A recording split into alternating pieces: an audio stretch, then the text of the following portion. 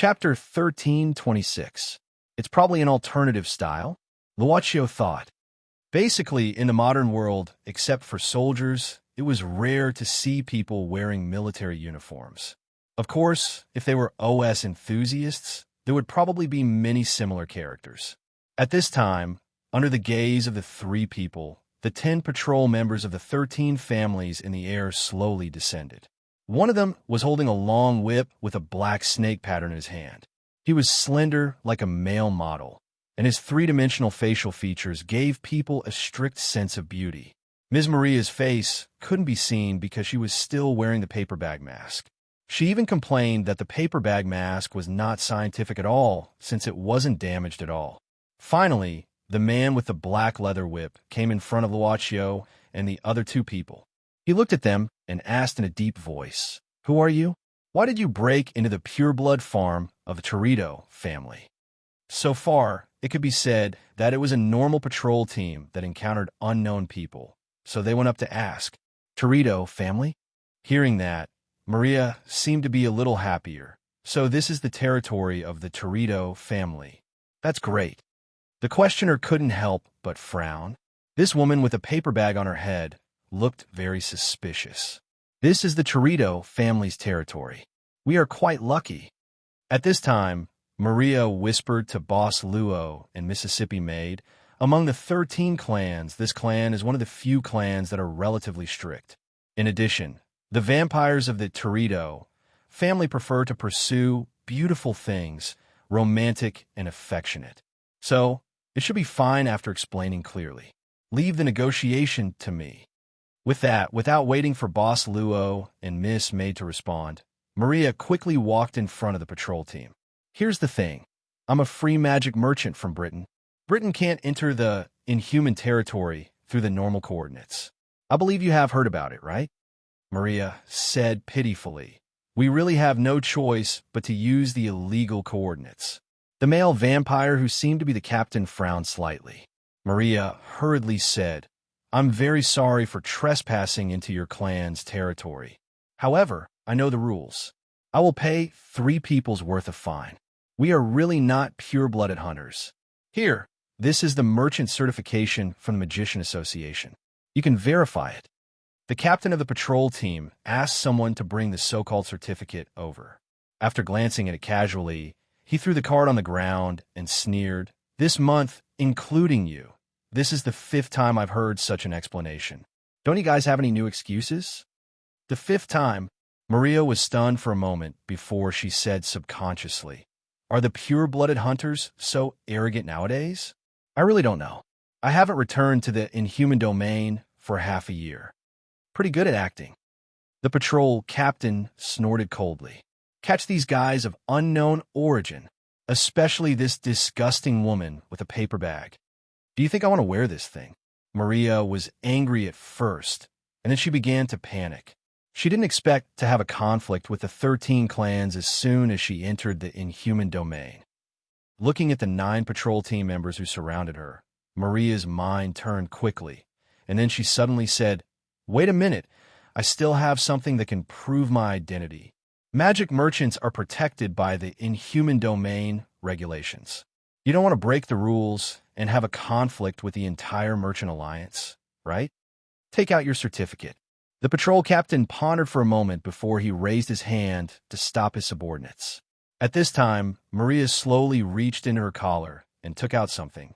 Her 5 fingers clenched and stretched out, and then she slowly opened her palm under the watchful eyes of the patrol team members. "What is this?" The patrol captain couldn't help but frown again. He really couldn't see what was in Maria's palm. It seemed to be a few seeds.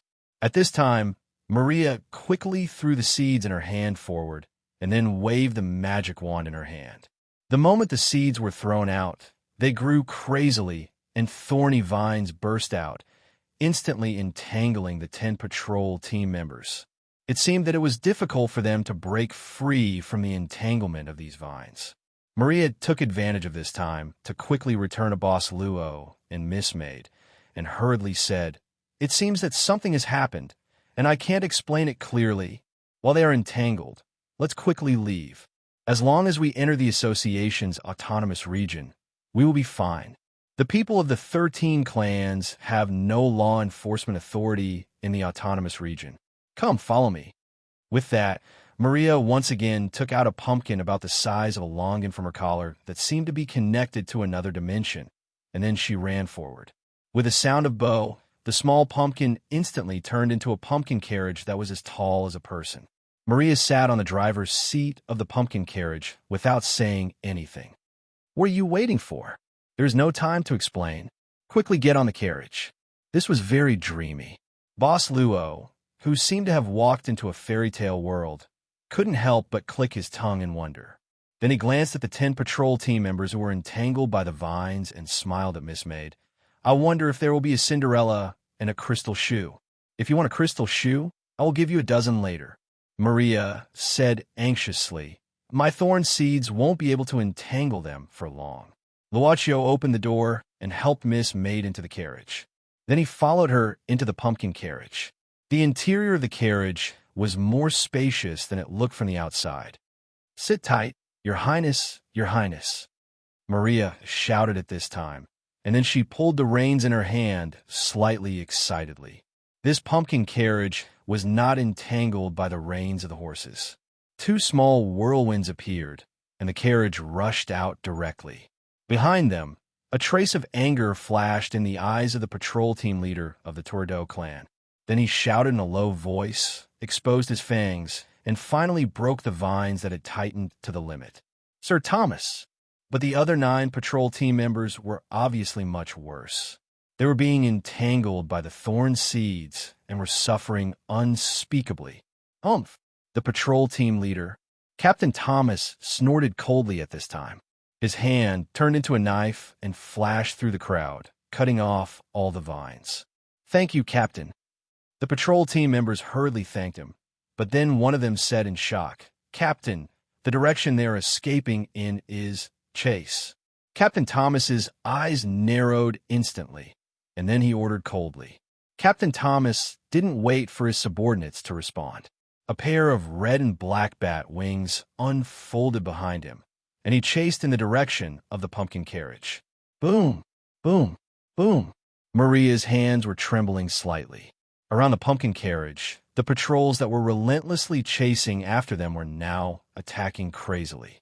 Maria felt like dying at this moment. The only thing she could be thankful for was that she had been wearing a paper bag from the beginning to the end. At the very least, she didn't expose her original appearance in front of Toridu as patrol team. In this case, it seems that I have to thank Master Pansy properly. Maria subconsciously turned her head to look inside the carriage. In fact, it would be better if she didn't look, but once she did, Maria felt like collapsing. The 2 people in the carriage were drinking tea. She didn't see wrongly. Master Pansy was holding a teapot, and Boss Luo was drinking tea while looking at the scenery outside. Occasionally, he would say a few words. "I'm in a life-or-death situation, and these 2 are still in the mood to drink tea and chat." So infuriating. Then, when Boss Luo looked at Ms. Witch and smiled, Ms. Witch instantly felt healed. Sure enough, young magicians with healing abilities are the best. Ms. Witch, who had been single for decades, was immersed in this smile, and her brain didn't think about why Master Pansy seemed to be doing something like a maid at this moment. Maria, head mask. What? In front.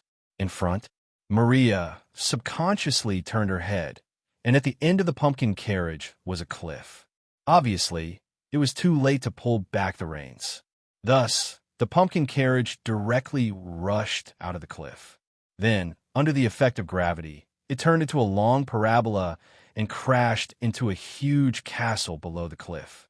It was surrounded by cliffs on all sides, and the bottom was bottomless, but the majestic castle was still built.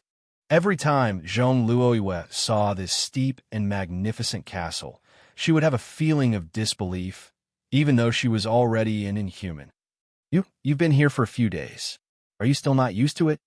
Elizabeth slowly walked to Zhong Luoyue and said softly, "Do you miss your family?" Zhong Luoyue glanced at the darkness below and shook her head slightly. "I just feel a bit unreal. Maybe it's the feeling of uneasiness before the first transformation. It's okay. Elizabeth held her hand and said, basically, the failure rate of a vampire's first metamorphosis is almost zero. But all of the clansmen will feel nervous. Jean Louis smiled and did not say much. In fact, it was not the first time that he felt so nervous when he was about to undergo a metamorphosis. Being in this place, he felt a chill all the time. This was the inhuman domain. Elizabeth shook her head. It's a pity that I didn't know that the Magician Association had closed all the coordinates in Britain. Otherwise, we wouldn't have to be in such a hurry and choose to enter from the Torito territory. But don't worry, the Torito clan is a clan that is easy to get along with. They have already agreed to let you use the secret room here to complete your first transformation, so you can rest assured. Oh, did they agree? Jean Louis had a hint of joy on his face. The first transformation of a vampire was divided into several different types, and according to the quality of the first transformation, the potential of the vampire would be affected. It was said that the best way was to use the Holy Room of the 13 clans for transformation, followed by the Secret Room, followed by the ordinary Blood Pool. There was also a type that couldn't use the above three. It could only be done with simple preparation.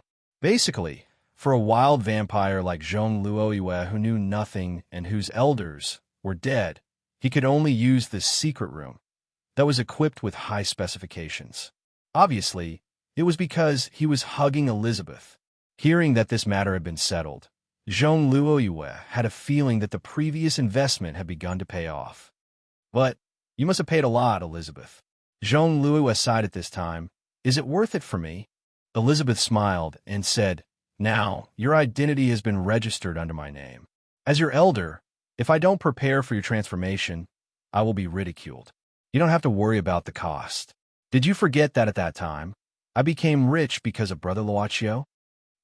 Jean Louis subconsciously fell into memory. Although it was only a matter of a few months, it felt very long. She didn't know if she could see that person again. Perhaps only Elizabeth would think that they would definitely meet again. But anyway, she had become an inhuman because of that time in Tuscany's manor. She didn't know if the Song family, since Luaccio came from the Song family, had the Song family also stepped into the inhuman level? The screams suddenly startled the guests who were in the castle in the territory of the Torito clan. When they looked in the direction of the sound, they saw something falling directly from the top of the balcony. Then, a huge leaf grew crazily on the floor of the balcony, remembering the falling object. It was a suspicious woman wearing a paper bag head mask. Just as he was shocked, he saw two more figures slowly descend from above, as if there was a pair of invisible wings behind them. Holding hands, they finally landed successfully like a dragonfly touching the water. 10 points. This was the instinctive reaction of Maria, who had bounced off the leaf and rolled to the wall of the room. Her body was upside down, her legs were spread, and her skirt was flipped open, revealing her black breasts. It's you! Jean Louis instantly opened her eyes wide, and the world was spinning. Elizabeth opened her mouth, and her eyes were full of disbelief. She put her hands together in front of her chest and muttered to herself, Am I dreaming? Long time no see, both of you. Luaccio didn't put down the servant girl's hand, and just smiled and greeted them casually. Let fate decide. Chapter 13:27. The huge floating castle that looked like a fortress started to become noisy. Hurry up. Go over there and have a look. You guys, check this way. You must find them. They are very likely to have infiltrated the castle, layer by layer.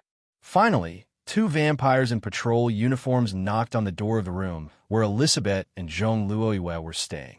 In order to let Jean Louis use the secret room of the Torador clan, Elizabeth had paid a large sum of money to the Torador clan. Correspondingly, the reception she received in this castle was also quite high.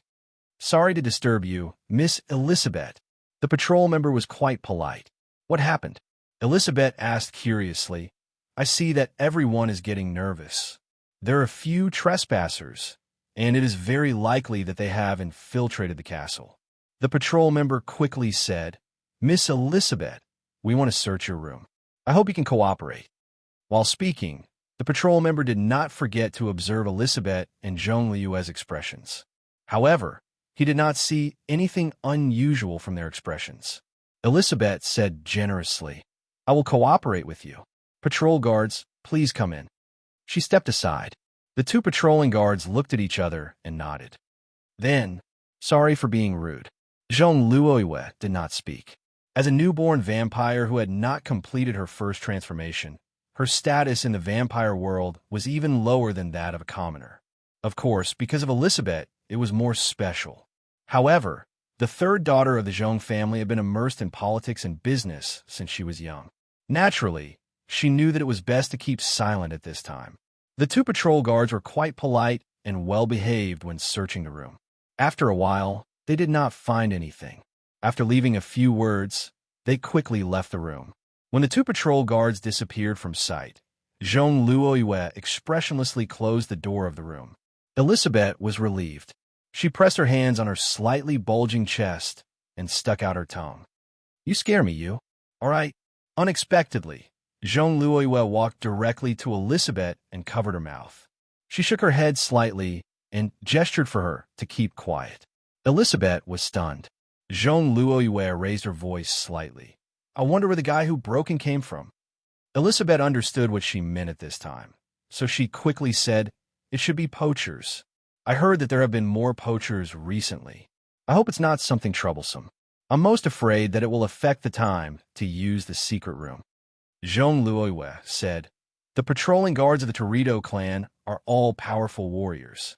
There should be no problem. By the way, we haven't eaten anything today." They began to talk about things that were not important. Outside the door, a figure slowly came down from the wall. Then, without looking, it quickly disappeared from the corridor. Elizabeth put down the utensils in her hand and closed her eyes to feel for a while. Then she nodded and said, "Okay, I'm really leaving this time." Originally, it was easy for her to detect whether someone was eavesdropping outside with her telepathic perception. This telepathic perception was developed after she drank Luacio's blood in the manner of Tushini, the god of gamblers in South America. It was very mysterious, and Elizabeth had not fully figured out its specific function until now. However, this kind of telepathic perception was very powerful and had a high degree of secrecy. When she entered the castle of the Torito clan, she tried to use this ability to investigate the situation inside the castle. She found that even the Grand Duke of the Torito clan who lived here didn't seem to notice her prying. However, Elizabeth did not have the habit of spying on everything all the time. She also did not expect that the guards would quietly return after leaving. "You, how did you know they came back quietly?" Elizabeth could not help but blink curiously at this time. Zhong Liu said indifferently, "I don't know, it's just a guess. You can never go wrong if you are careful. Okay, you can let them out now." "Yes, Brother Luaccio." Elizabeth lifted her skirt and hurriedly ran into the bedroom. Then she opened the wardrobe. "You can come out now, it's okay." At this time, a zipper suddenly appeared inside the wardrobe. Then a palm stretched out and pulled down the zipper all the way. After that, Maria's leg stepped out of the wardrobe. Then Boss Luo came out. After Boss Luo came out, he turned around and stretched out his hand to lead Miss Maid out. Or they just walked out of the wardrobe like this. After that, Maria pulled down the zipper from the inside of the wardrobe and began to stuff it into her collar. The collection of collars seemed to be comparable to Boss Luo's backpack. It seems that the dimensional zipper that I spent a lot of money to buy is really prescient. Maria sighed at this time and felt lucky to have escaped a disaster at this time. Well, I didn't expect the space inside to be so spacious. It doesn't seem crowded even with 3 people. Luaccio smiled and said, "Miss Maria's props are very convenient. From the seed to the pumpkin carriage to the magical zipper, Boss Luo had seen a lot of magician's props today. Compared to the more straightforward power model of the extraordinaries in Kelowna, it seemed that the non-humans in the Western world were more sophisticated in the use of their abilities. However, it was also possible that he had not seen similar things in Kelowna yet. But it did not mean that there was no such thing. He was not a person who easily made a judgment and liked to compare. It was not difficult to admit that something was interesting or practical in fact. Thank you, Miss Elizabeth. Luaccio looked at Elizabeth and said. Elizabeth hurriedly waved her hand and said, "It's okay. As long as I can help Brother Luaccio, I will be very happy. That, Brother Luaccio, this is?" Her small eyes looked at the two hands that were still holding each other from time to time. "Girlfriend," Luaccio said very casually. When Maria heard this, she had an expression that said, "I knew it would be like this." Nobody saw it. Elizabeth softly said, "Ah," and seemed a little depressed after that. On the other hand, Jean Luoiwe, who was leaning against the door at this time, was now expressionless at this time. She began to think about the final direction of this matter at this time. "Speaking of which, how did you come to the inhuman domain at this time?" Luaccio looked around and then broke the silence at this time. Elizabeth suddenly at this time, she began to briefly explain what happened after Luaccio last time. "It turns out that you came from Miss Zhong's first transformation." Luaccio nodded. Elizabeth hurriedly said at this time, "Yes, if Brother Luaccio didn't scare the supervisor last time, I may not be able to take out so many resources for you to use the secret room. To transform, maybe I can only use the ordinary blood pool at this time." This vampire's original situation was not very good. She was a mixed blood human, and her grandfather was even a former knight of the Round Table. Otherwise, she would not need to sleep for such a long time to reduce the need for food. Luaccio just smiled at this. Speaking of which, last time he casually used the name of Erex because of a bad taste, he did not expect that it would change Elizabeth's situation a lot. "Everyone, it seems that now is not the time to reminisce. Don't you want to discuss the next thing?" Jean Loiwe suddenly knocked on the door lightly, when Elizabeth mentioned the kindness brought by Luaccio. At this time, Maria felt that she had found a bosom friend. If she was not afraid of offending Master Pansy and then making some strange requests, she would actually be the one who wanted to mention this question the most. She was not as carefree as this man and woman, who did not have any sense of nervousness at all. This was the inside of the castle of the Torito clan. Not to mention the sleeping Grand Duke of Torito, there were probably many vampires above the level of Earl. It was simply a dragon's pool and a tiger's den. There was still room to maneuver if they trespassed into other people's territory, but now they were in their castle. "That's right." Luaccio nodded. "We also agreed to Miss Maria's request, so it's not good to stay here all the time." "You still want to stay here all the time?" Jean-Louis's heart skipped a beat. She just nodded calmly and then said, "In that case, let's consider the way out. But this castle is surrounded by cliffs. No matter where you leave, I'm afraid that you will be discovered by the guards in the castle's watchtower. It's not easy to leave." Luaccio said, "Miss Jean, do you have any good ideas?" Jean Luoiwe said, "I don't know if you have the ability to hide. If you do, maybe things will be much simpler." Maria said directly, "Let's hear it." Strangely, except for Boss Luo and Miss Maid, neither of them asked about each other's background. They just discussed how to leave this place. Jean Luoiwe only wanted her transformation to be completed smoothly and didn't want any side issues, but the trouble had come, so she had to think about how to end it. Originally, in her point of view, the best choice was not to help, but she couldn't change Elizabeth's mind, so she could only acquiesce in this help and think about how to deal with the aftermath and how to maximize the benefits for both sides. As for Maria, it was much simpler. Leave here as soon as possible. Every day, some people will be sent to the castle from the farms outside. These people will be supplied to the vampires in the castle. Jean Luoiwe paused. "I won't say more about the pureblood farms. Anyway, it seems that you have more experience as inhuman. Let's talk about leaving directly." Jean Luoiwe looked around. "I've observed these days. Basically, there will be 2 batches of humans sent in every day, and the time is fixed. And these humans, after having their blood sucked, will be sent back to the farms to cultivate and produce blood, waiting for the next extraction. So, do you understand? You mean we should mix in with these humans and wait to be sent out of this place?" Maria muttered. Jean Luoiwe nodded. "That's right. This method is very simple, but it's obviously the safest method at the moment. The number of people transported each time is fixed, but all you have to do is knock out 3 humans and replace them. According to my observation, because this pattern is fixed for a long time, the guards of the food delivery will be very lax compared to the guards of the patrol team. Don't forget, Maria frowned at this time. Now the castle is full of guards of the patrol team. Usually the guys who deliver the food delivery may be lax, but not this time. At least before they find us, I don't think the guards of the patrol team will be lax in any place. Especially your method. I think it's more obvious. They will definitely think that if we want to leave, we will probably use this method. Perhaps they're already guarding the road now. Jean-Louis said, because this method is too obvious, the guards of the patrol team will think that you won't use this method. Haven't you heard of such a story? A thief is going to sneak into a rich man's house to steal his jewelry. After knowing this, the rich man installed traps everywhere in the house and arranged layers of traps everywhere the thief could sneak in. But in the end, the thief walked in from the front door openly and easily took away the jewelry. You're gambling. Maria still shook her head. You think they are so, but if they are not, we are digging our own graves. Otherwise, how do you plan to leave?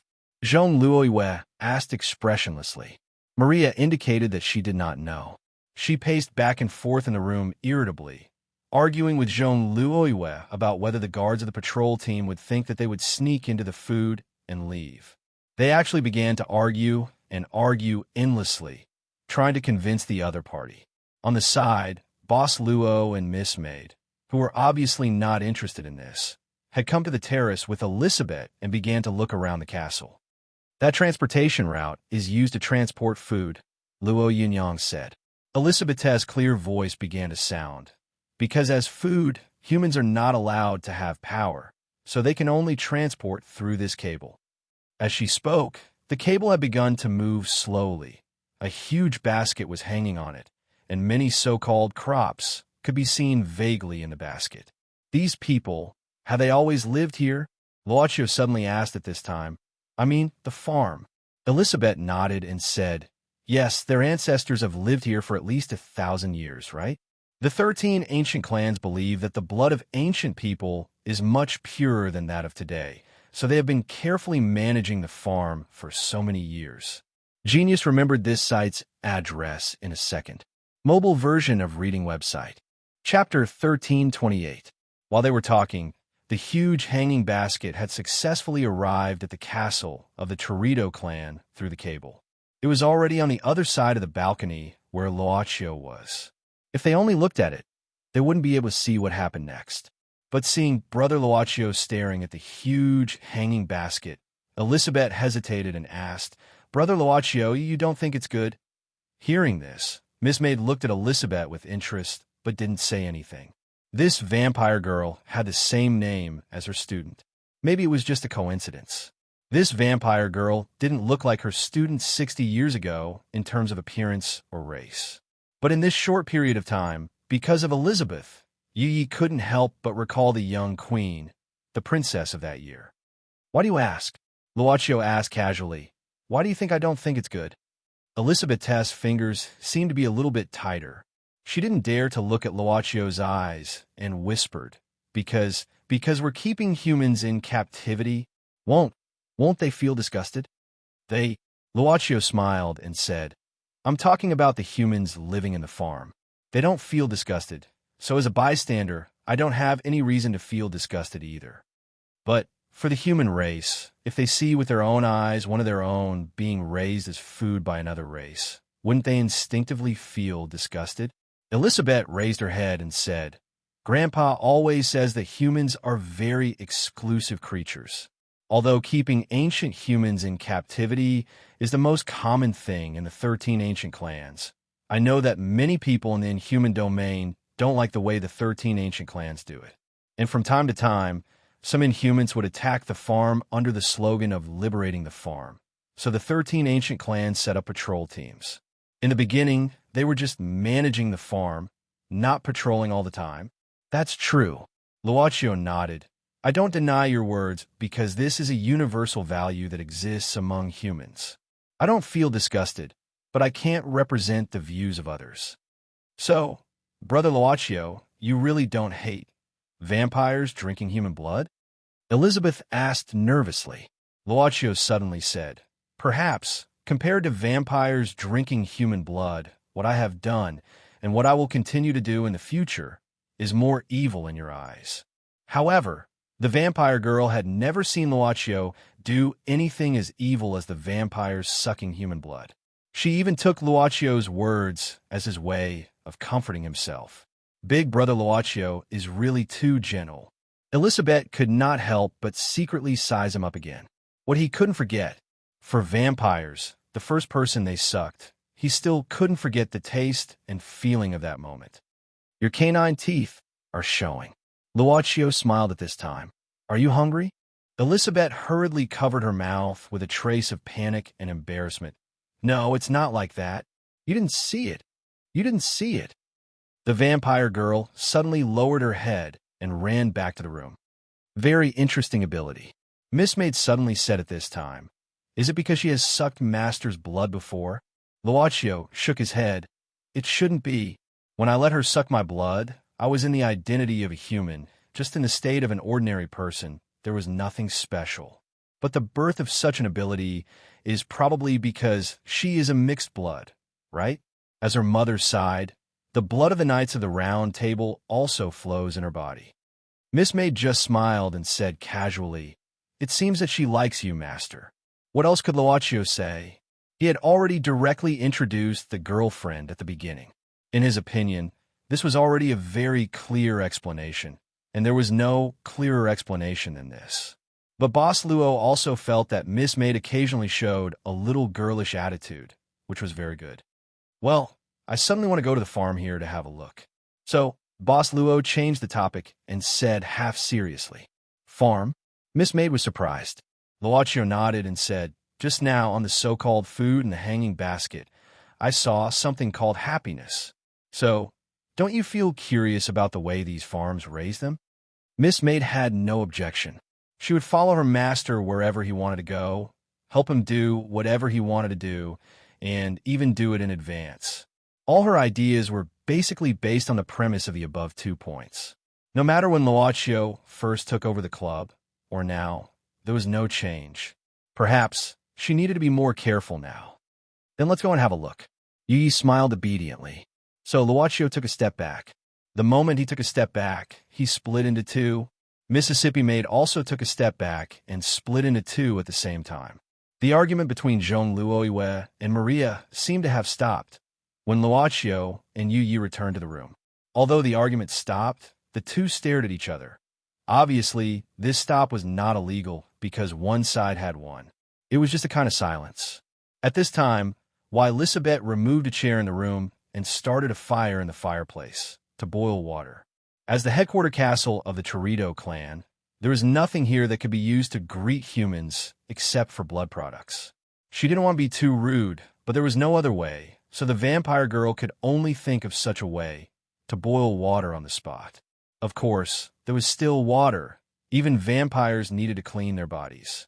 The bathroom in the room could provide clean water, definitely not bath water. Boss Luo and Miss Maid sat down slowly at this time. Miss Maria swallowed her saliva and began to frown again. I tell you, they will definitely think that we will mix into the food. A new round of arguments started again. Whoosh, whoosh.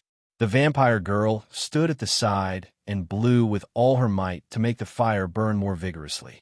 The part of the castle exposed from the mountain was already very magnificent, but the part deep in the mountain was even bigger.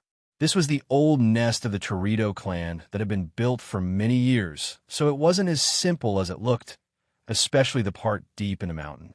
Not only was there a strong enchantment set up around the castle, but there were also elite vampires in many places. After all, the deeper the castle was in the mountain, the nobler the vampires living there were. The Grand Duke of the Torito clan slept in the deepest part of the mountain. Basically, the Grand Duke of the Torito clan wouldn't wake up easily unless there was an important event or a special day. On one hand, for the Grand Duke who had a long life, waking up was too boring. On the other hand, sleeping was a good way for vampires to increase their power. When humans grew old, their body functions would gradually deteriorate. But vampires were different. The older they were, the more powerful they would be, and they never knew what aging was. A group of upper-class nobles of the Torito clan were sitting in a huge ring-shaped room deep in the castle. This place was built like the theater of an opera house. On the second floor of the stands, each stand was covered by a gray veil, and only vague figures could be seen. On the stage below, there were several attendants who served the upper-class nobles. The attendants lowered their heads and waited for the orders from the upper-class nobles on the second floor. However, the upper-class nobles didn't ask the attendants to bring out the crops as usual. Instead, they began to chat. "I heard that a few guys broke into the castle today. Are they poachers? Didn't it happen several times this month? Speaking of which, after you caught the poachers last time, you gave them special treatment. Don't you think it's not nice? Don't talk about it. I thought that woman was quite clean, but I didn't expect that she would almost vomit the first time she took a breath. I don't know how many men she had slept with. She smelled like men, and she even smelled like werewolves. It's so disgusting." That's why I said, how can the snacks outside be compared with the food produced by our farm? Didn't your seniors tell you that the snacks on the roadside are seriously unhygienic? Quiet. At this moment, a low male voice suddenly came from a veil in the center. When his voice sounded, the upper-class nobles stopped chatting with each other. They all looked at the veil in the center, and they could see two figures inside. One was sitting, and the other was standing by the side serving. The one who spoke was the male vampire who was standing, Busby. In the world of vampires, he only had the identity of an attendant, but in essence, he wasn't much worse than the upper-class nobles here. In fact, he could even suppress many of the upper-class nobles here. Even though he was just an attendant, he couldn't be looked down upon by the upper-class nobles. Besides, under normal circumstances, Busby could speak on behalf of the Lord. That was the other figure who was sitting behind the veil at this time. As a direct descendant of the Torito clan, he had the power second only to the Grand Duke in the entire Torito clan. When the Grand Duke was asleep, he could represent the Grand Duke in the clan. He was worthy of being the prince of the Torito clan. His name was Balegan. Balegan didn't speak at this time. After the upper-class nobles quieted down, Busby walked out from behind the veil. His attire was similar to that of the patrol soldiers, but he was wearing a full set of dark blue military uniforms. At this moment, Busby's hands were folded behind his back as he stood straight. He had pale skin and emerald green eyes. Even though he was wearing a military uniform and gave off a murderous aura, he had an unimaginable beauty. Even in the Torito clan, which was famous for its beauty, Busby had a godly appearance that could easily enter the top 5. Among the upper-class nobles, many female vampires' eyes became blurred at this time. Before we start eating, I want to announce a few orders from His Highness Balegan. Busby held a document in his hand, and his low and magnetic voice slowly permeated every inch of the place. First, starting from next month, all the upper-class nobles in the clan will be reduced to 85% of the original supply. The middle-class noble supply will be reduced to 70% of the original supply. The lower-class noble supply will be reduced to 50% of the original supply. The rest of the supply will remain unchanged. What? Reduced by 15%? After all, not all the female upper-class nobles would be obsessed with Busby's beauty. A slightly shrill female vampire's voice sounded very ear-piercing. Busby was expressionless and said indifferently, "Now, not only Tordo, but the other 12 clans will also reduce the supply starting from next month. As for the reason, I believe you already know more or less. Is it the sacred blood ceremony?" An upper-class noble's voice sounded, but even for the sacred blood ceremony, there is no precedent of reducing the supply in the past, right? Busby said, "Indeed, according to the previous harvest, there is no need to reduce the noble supply. But for this year's harvest, we can only choose to save. Don't tell me you don't know that all the farms in the 13 clans have experienced different degrees of reduction in production? Infection. Has it become so serious?" A low voice exclaimed in surprise. Busby didn't explain further. The clans had a very strict hierarchical structure. Even if there were occasional voices of opposition, they couldn't go against the tradition of power passed down for countless years. This is the decision of the 13 clans' highest council last month. Busby looked around at this moment. Therefore, it can't be changed. Now, I will announce the second thing. That is, from today onwards, all the clansmen with titles will be recalled. Recall all the clansmen with titles? Is this also a decision of the highest council of the 13 clans? A cacophony of voices sounded at once. Silence. Busby's voice sounded again in the hall. The recall targets include the clansmen living in the modern world. The cost of their stay in the inhuman domain will be paid by the clans. Why is it being recalled? Could it be that the war with the werewolves is about to start again? But Baseby said, 3 months ago, a vampire family living in the Far East was wiped out by an unknown enemy overnight. Far East. Could it be the Tekizawa family? Like a thunderclap in spring, the voices in the hall suddenly became louder. Genius memorized this site's address in 1 second. Mobile version of reading website. Chapter 1329. In the huge ring-shaped room, the sound of discussion never stopped. Obviously, the upper nobles of Torito were quite familiar with the vampire family in the Far East. After such a long time, these long-lived species could remember a lot of things, but of course, they could also forget a lot of things. Is it called Tekizawa? Isn't it called Ozawa? I only remember that they are very inferior beasts, like mutated lampreys. I remember that they were transformed from some experiment or something. You guys, have you ever befriended them? I have no interest in this kind of inferior species. Boboki should know, right?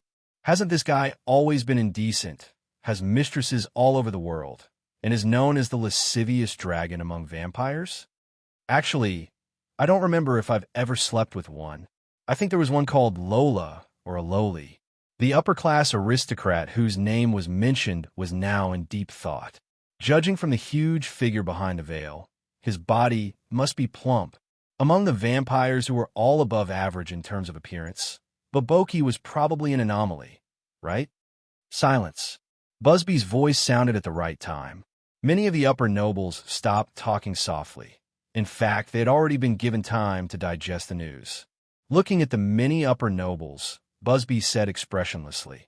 After the incident, the investigation team of the 13 clans rushed over as soon as possible. After a detailed investigation, the investigation team concluded that this was a one-sided massacre, and there should only be one person who did it. It was done in one night. Only one? Their voices started to turn from surprise to surprise. Busby said indifferently, also, because of the bloodline of the Tekizawa family, most of us have not accepted them for a long time. But I want to say that the head of the Tekizawa family has evolved to the level that is close to the level of the 13 Grand Dukes, and it is very likely that he will become the 14th Grand Duke within 100 years. He has actually evolved to such a level. Astonishment had already turned into quiet exclamations. Being able to become the 14th Archduke in the next 100 years, it was probably true coming from Busby's mouth. In fact, it might even be something that all 13 archdukes had silently agreed on. The vampire community was quite wary of archdukes, and even Busby and Balligan, who stood behind him, clearly would not fabricate such a matter to gain the trust of the crowd. To be able to annihilate the Tekizawa clan in a single night. Who in the world is this person? Is this a personal grudge of the Tekizawa family, or a provocation against the vampires? The other party's origin and purpose are unknown. The only thing we know is that the other party is definitely not weaker than a Grand Duke, and the Tekizawa family only has one survivor so far. He was sent to the inhuman domain to learn farm management when his family was in trouble, said Busby slowly. That's why he managed to escape the calamity. After he learned that his family was annihilated, he immediately went to the Supreme Council and cried, begging us to find the murderer. And the Supreme Council has already agreed to this Tekizawa family survivor's request. In fact, we don't have to make such a big fuss over this family that evolved into a vampire monster. Someone shook his head at this moment. However, Busby said, the Supreme Council has issued an order. Everyone, Please inform your descendants or immediate family members to return to the castle as soon as possible. As for the next action, we will inform you later. Now we can begin to feast. The Takizawa family was annihilated overnight. That was too far away. That vampire monster family was not even recognized by the mainstream of the 13 archdukes at all. The existence that would become the 14th archduke in the next 100 years? But he was already dead, wasn't he? A genius who was already dead was naturally not a genius anymore. Compared to this kind of nervousness, the upper-class nobles were more concerned about the upcoming feast. Looking at this scene, their mood instantly turned bright, and they began to look at the stage below with shining eyes like vermin.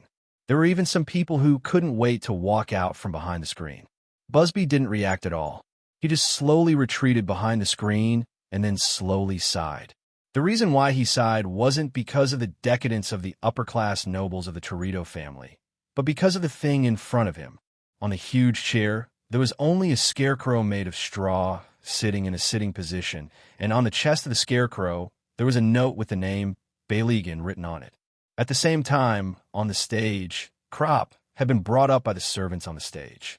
There were about 20 men and women, and they were all between 14 and 18 years old, young and beautiful.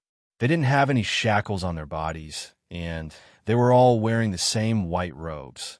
When they walked onto the stage and faced the ring-shaped seats of the upper class, these young men and women were all infatuated. Then, they were sent to the nobles one by the servants. A young man walked into the room and came to the door of a noble woman. The noble woman had an unforgettable temperament, and every frown and smile of hers was like a spring breeze. At this moment, she slowly walked to the front of the young man, gently stroking his cheeks, and said softly, "Look at you. I haven't seen you for only 1 month, and you seem to have lost so much weight.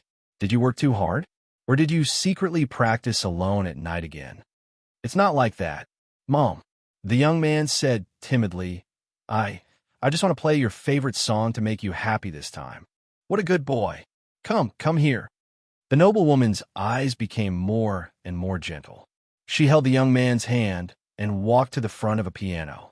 She grabbed his hand and began to gently press the black and white keys of the piano, carefully and patiently teaching the young man. She whispered and laughed along with the sound of the piano. In another room, a young girl about 16 years old came in.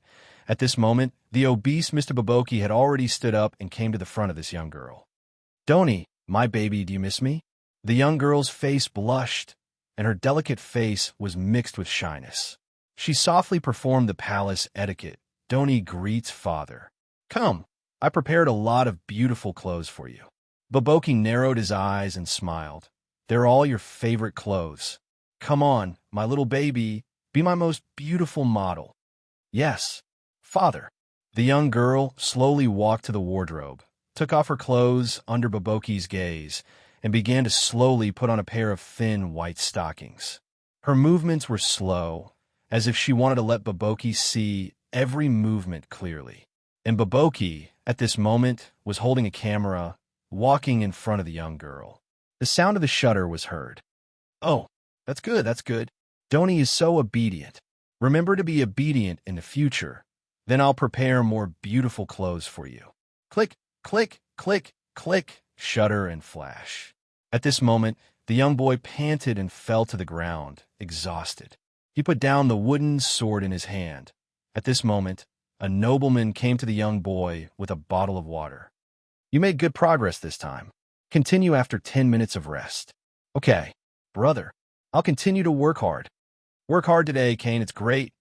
It could be mother and daughter, father and son, brother, sister, lover, friend, teacher and student, or even master and servant. Each room was like a different world. It only belonged to the upper-class nobles and this group of young boys and girls. The time of eating would last for a whole day. At this moment, someone knocked on the door. A servant sent a young girl into Busby's room. He was not a noble, but his identity was special, so he had the same privilege of eating as the upper-class nobles. "Well, Sir Busby, I'll leave first." After sending the girl into the room, the servant slowly retreated. At this moment, The girl suddenly threw herself into Busby's arms, and at this moment, Busby, who had always been cold, had a gentle smile on his face. He hugged the girl and stood like this. Both of them seemed to be enjoying this moment of hugging each other. Brother, you didn't cut your hair properly again. If you do this again, Mina will be angry. The girl let go of Busby and puffed up her cheeks, looking angry. It's not very long. Busby just rubbed the bangs on his forehead, then patted the girl's head and said softly, "You've been waiting for a long time. You must be hungry. Come, I prepared something for you to eat." The girl, Mina, immediately walked to the place where the food was placed happily. Wow, it's all Mina's favorite food. And cake. The dormitory master said Mina can't eat too many sweet things. He said Mina has gained weight recently. Just say I let you eat it. Busby slowly walked behind the girl. A trace of pain flashed in his eyes. Then I won't be polite. The girl stuffed the cake in her mouth at once. Slow down. He would always carefully wipe the cream and cake crumbs on the girl's face, and then he would patiently listen to the girl's words, since the last time they met. The things that happened to the girl in the farm. It's true. Those guys are so bad. They even pretended to be ghosts in the bathroom in the middle of the night to scare us. But then they were caught by the dormitory master, and they were punished by not eating the next day. Mina hates learning to dance the most. She didn't pass this month's exam again. So miserable. All right, the sweet potatoes in the yard grew again, but only I want to roast them secretly. If only you were still in the farm, we could roast them together. Mina. Suddenly, she interrupted. Busby's voice was slightly low, as if he was facing those upper nobles. Mina's hand trembled slightly. Then she lowered her head and didn't eat the food on the table. Busby slowly sighed. We agreed that we can't mention the past. I'm sorry, I accidentally. The girl was so upset that she was about to cry. The room fell into silence for a while. They didn't speak anymore. She didn't know when it started, but a slight moan of pleasure mixed with pain came from somewhere else. Only then did the girl raise her head. Time flies. The girl had a forced smile on her face. It's almost time. Brother. I'm not hungry. Busby slowly turned his face away. Mina reached out and began to unbutton the collar of her robe, pulling it down, revealing the skin of her neck and shoulder. She looked at Busby and said softly, Brother, you can't do that. The dormitory master will check and monitor. Children who don't perform, offering will be regarded as hated. Then, Mina won't be able to see Brother next time. Busby slightly opened his mouth. The moment the snow-white skin of the girl's neck appeared, he instinctively revealed his blood-sucking fangs, but he seemed to be trying hard to restrain the growth of his fangs. At this time, the girl threw herself into Busby's arms again. Don't restrain yourself. For the next time we meet. I'm sorry. Busby lowered his head. The fangs had directly pierced into the girl's neck. The tingling feeling made the girl raise her head immediately. Then, like the other teenagers in the other rooms, her throat made a complicated moan. At this time, she gently held Busby's head with both hands, whispering, That's good. That's good. Busby's fangs went deeper, and his hands even grasped the girl's smooth back, making the robe tightly wrinkled. That's good. After crossing the grassy hillside, they could see a group of buildings covering about half a kilometer. Schools, hospitals, amusement parks, basically all the supporting facilities of the city were well planned. When walking down the hillside, Miss Maid brushed her hair that was messed up by the wind. It seems that we've arrived. Farm. This is the farm. Luaccio looked around. Although he didn't go deep, he could feel the life here. Obviously, it wasn't that hard, but most of the people living here were boys and girls, even children. There were not many adults. I can guess what kind of management mode it is. Miss Maid smiled. Well, probably. Boss Luo nodded, and then walked in a random direction, like the way where a branch stood before a fork in the road. Before completely entering this small town, they met a kid with glasses under a big tree by the roadside. He was about 10 years old. The kid was sitting alone under the tree, looking at the tree, and not far away, a group of kids of the same age were playing casually.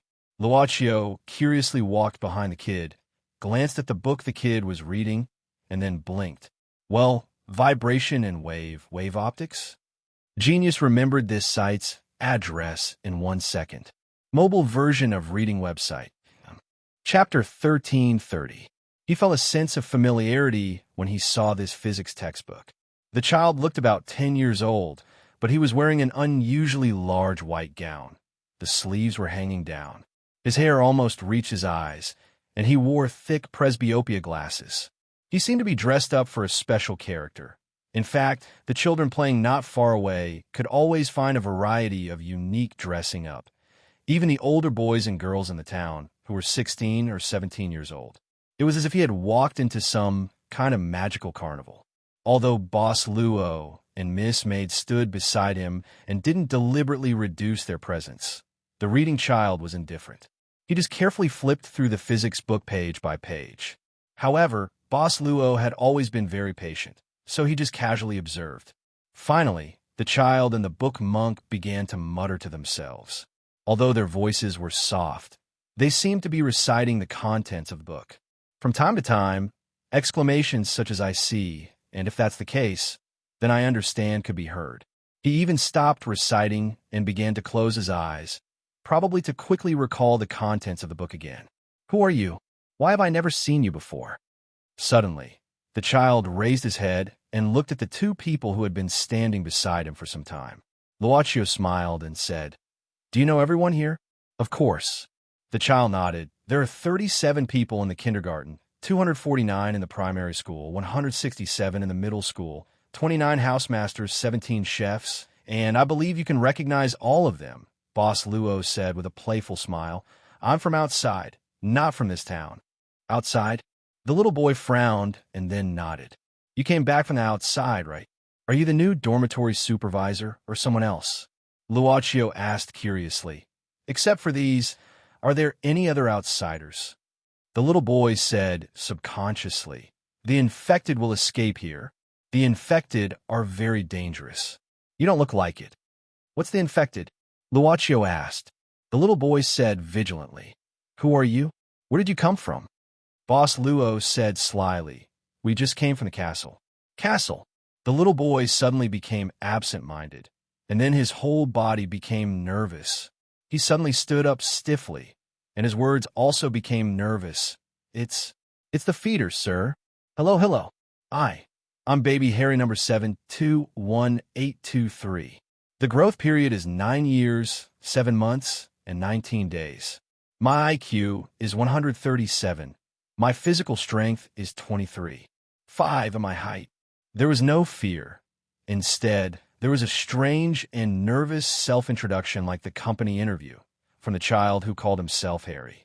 From his so-called number to his various detailed data, even his interests and hobbies, until baby Harry finally stopped talking and then looked at Boss Luo and Miss Maid with a hint of anxiety.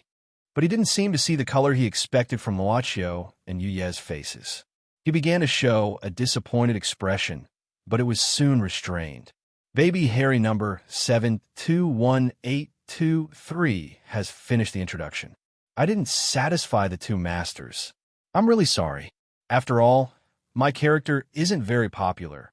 But it doesn't matter. I'll continue to work hard and wait for the master who needs me to appear.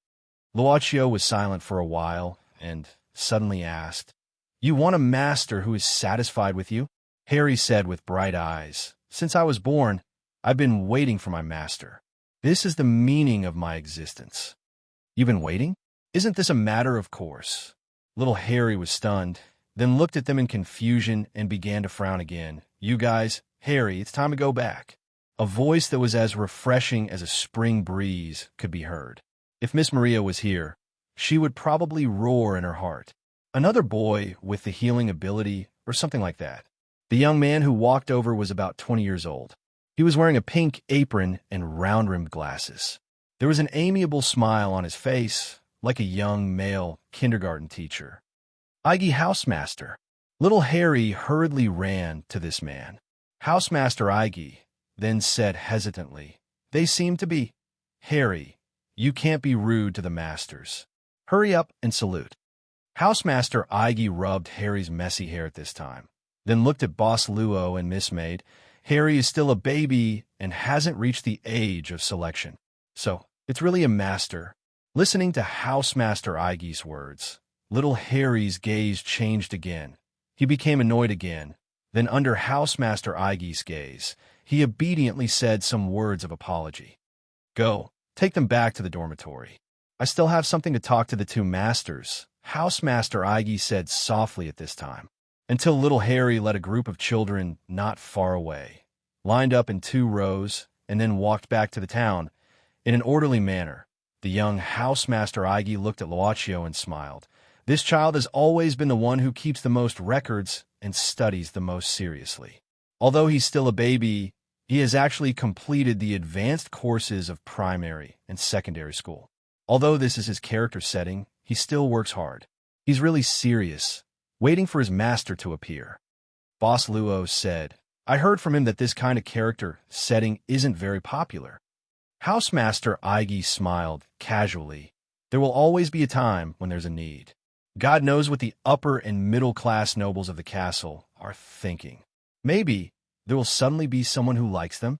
Will that include you? Luaccio asked casually. Me? Ige shook his head. Let's not talk about this first. Compared to this, I'm more curious about the two of you. If I remember correctly, the castle seems to have no other guests except for the 2 ladies recently, right?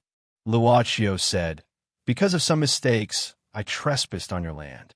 Then I became interested in this farm, so I want to take a look. Although I know these words are a little perfunctory. Eunuch Aige narrowed his eyes. The gentle aura of a big brother seemed to have disappeared all of a sudden and was replaced by a lurking venomous snake. But why do I feel like I'm convinced? If I think about it carefully, it's really terrifying. Luaccio smiled and said, wouldn't it be good if the conflict could be resolved through words? I agree. Housemaster Ige nodded, returning to the appearance of a young kindergarten teacher, and then smiled. If you want to take a look, I could be a temporary guide for you too if you don't mind. That's really the best. Luaccio smiled. Housemaster Ige smiled and said, in this case, can you let the lady beside you let me go a bit? Behind this extremely calm conversation, there was an abnormal danger. At this time, at Eunuch Aige's side, in the instant he released that viper-like gaze, there were 4 black flame spears that shot out from in front of him and behind him, completely sealing him off. As long as he moved a bit, he would be directly burned by the black flames. Even though he didn't really get burned, his soul trembled. Sorry, Luaccio said apologetically. She cares more than I do, but she doesn't mean any harm. This warning is enough. Housemaster Ige smiled bitterly. Then the 2 of you, this way please. It almost softened most of the known architectural styles. Probably when it was built, the layout of the whole town had been well planned, so although there were many styles, they were surprisingly connected together naturally. According to Maria's introduction, Torito was a clan that pursued aesthetics the most, and it was probably right. On a small stone road in the main part, Housemaster Ige introduced these buildings of different styles one by one, just like a knowledgeable young master, although he was still dressed like a kindergarten teacher. How long can they grow? Luaccio looked at the young boys and girls walking on the street and asked curiously. Usually, the last harvest will be carried out on the day of their 18th birthday, and the first harvest starts at the age of 12. Housemaster Ige smiled and said, they think that the young boys and girls in this age range have the most beautiful state of human life. Whether it is the maturity of the body or the purity of the soul, they can even break or sew up their hearts at will. After the age of 18, Housemaster Ige paused for a while and slowly said, after the last harvest, before the age of 25, the normal harvest will be carried out. According to the quality of the products, they will be supplied to the middle and lower nobles and circulated as goods for the commoners. After the age of 25, the harvest time will be extended according to the quality of the individual. Usually, even if the harvest is extended, it will be within 1 or 2 years. After that, there would be a year of recuperation period to nourish the crops. Then, they would be used for planting to produce new larvae. After this process, the value of the crops would basically be depleted. Then, There would be some follow-up processing, such as selling them to low-level nobles or civilians as low-level blood slaves and servants to be kept in captivity. Of course, in the inhuman realm, there will be some people who like to buy these products, especially some potioneers and wizards. They like to use them to experiment with medicine. What a complete industrial chain, Luaccio nodded. This really suits the name of products. After all, this is a production model that has been constantly explored and modified. Housemaster Ige smiled and said, "We can't be like lunatics and eat the food on the street. Self-sufficiency is already in the interest of most of the inhuman realm. Even the Holy See has tacitly approved of this, and for these hundreds of years, everyone has been living in peace. After all, the inhuman realm is only so big. If a war breaks out, it won't be a good thing. Everyone is just carefully protecting the land that they live in. They know their fate in the future." Another group of young people walked by. When they walked by, they would greet Housemaster Ige warmly. Although they were confused by the strange men and women beside Housemaster Ige, they didn't ask anything. Some even went up and greeted Housemaster Ige politely. "They don't know, and we won't let them know. At least, before the last harvest, they won't know what will happen in the future. For them, when they reach the age of 18, it means that they have to leave. It means that they have grown up and can live alone in the dangerous world outside." Dangerous? Luaccio heard the key word. Housemaster Ige said, casually, "It's probably describing the outside world as a world that has been severely damaged and has completely collapsed. The adult individuals need to leave to make room for the newborn individuals to grow. It's their duty. Of course, there will be people who yearn for it, but there will also be people who feel confused or scared because of it. But because of this, they will cherish the time before leaving more." Looking at those young people who had just left the school and were laughing, Housemaster Ige's eyes became softer and softer, because everyone can live happily here without worries. Miss Maid said coldly at this time, "False happiness?" Housemaster Ige turned back and said expressionlessly, "As long as everyone pretends to be real, then even if it's false, what's wrong with it? Why should we distinguish between the real and the fake so clearly?" I like this sentence. Luaccio smiled faintly, then glanced at Miss Maid. Miss Maid could completely understand her master's meaning. At this moment, she stepped forward slowly, and a black card appeared in her palm. Then she handed it to Housemaster Ige. Housemaster Ige reached out his hand to receive it. While he was puzzled, he heard Boss Luo said softly, "Take it as a return gift for this guide. This is a 20% discount card for you." 20% discount, what? He lowered his head and glanced at the black card in his hand. It was like a whirlpool. The more he looked at it, the deeper he felt he was trapped in it. However, his main body's consciousness was very strong, and he quickly struggled out of this vortex. However, there seemed to be more information waiting for him to read. He couldn't help frowning. However, the mysterious man and woman in front of him had disappeared. Housemaster Ige muttered at this moment. They actually appeared again. At this moment, a figure walked quickly toward Housemaster Ige. It was an extremely handsome young man in a blue military uniform, Busby. When Busby came to Housemaster Ige, a trace of dissatisfaction could be seen from his face. Then he said coldly, "Baylegan, can I say that the substitute you used this time is not sincere at all?" "Well, I was a little pressed for time, so I just made one casually." "Housemaster Ige." Baylegan smiled like a spring breeze. "Sorry. Genius remembered the address of this station in a second." Mobile version reading website. Chapter 1331. Facing Baylegan, who didn't care about this, Busby sighed softly. "If there is a curious guy among these upper-class nobles, I think that thin veil can't stop the noble's eyes."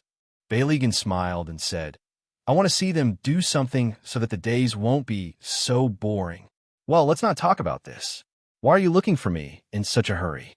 Didn't you eat today?" With that, Baylegan narrowed his eyes. "But I smell a sweet smell on you." Busby didn't have any reaction to this. He just said indifferently, "Today, a few outsiders broke into the territory.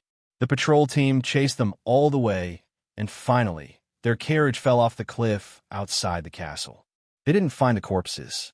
There's reason to believe that they have sneaked into the castle. You mean today? Baligan was deep in thought at this time. No one knew what he was thinking. It's rare to see this guy thinking seriously. Busby frowned. There are 3 people, 1 male and 2 females.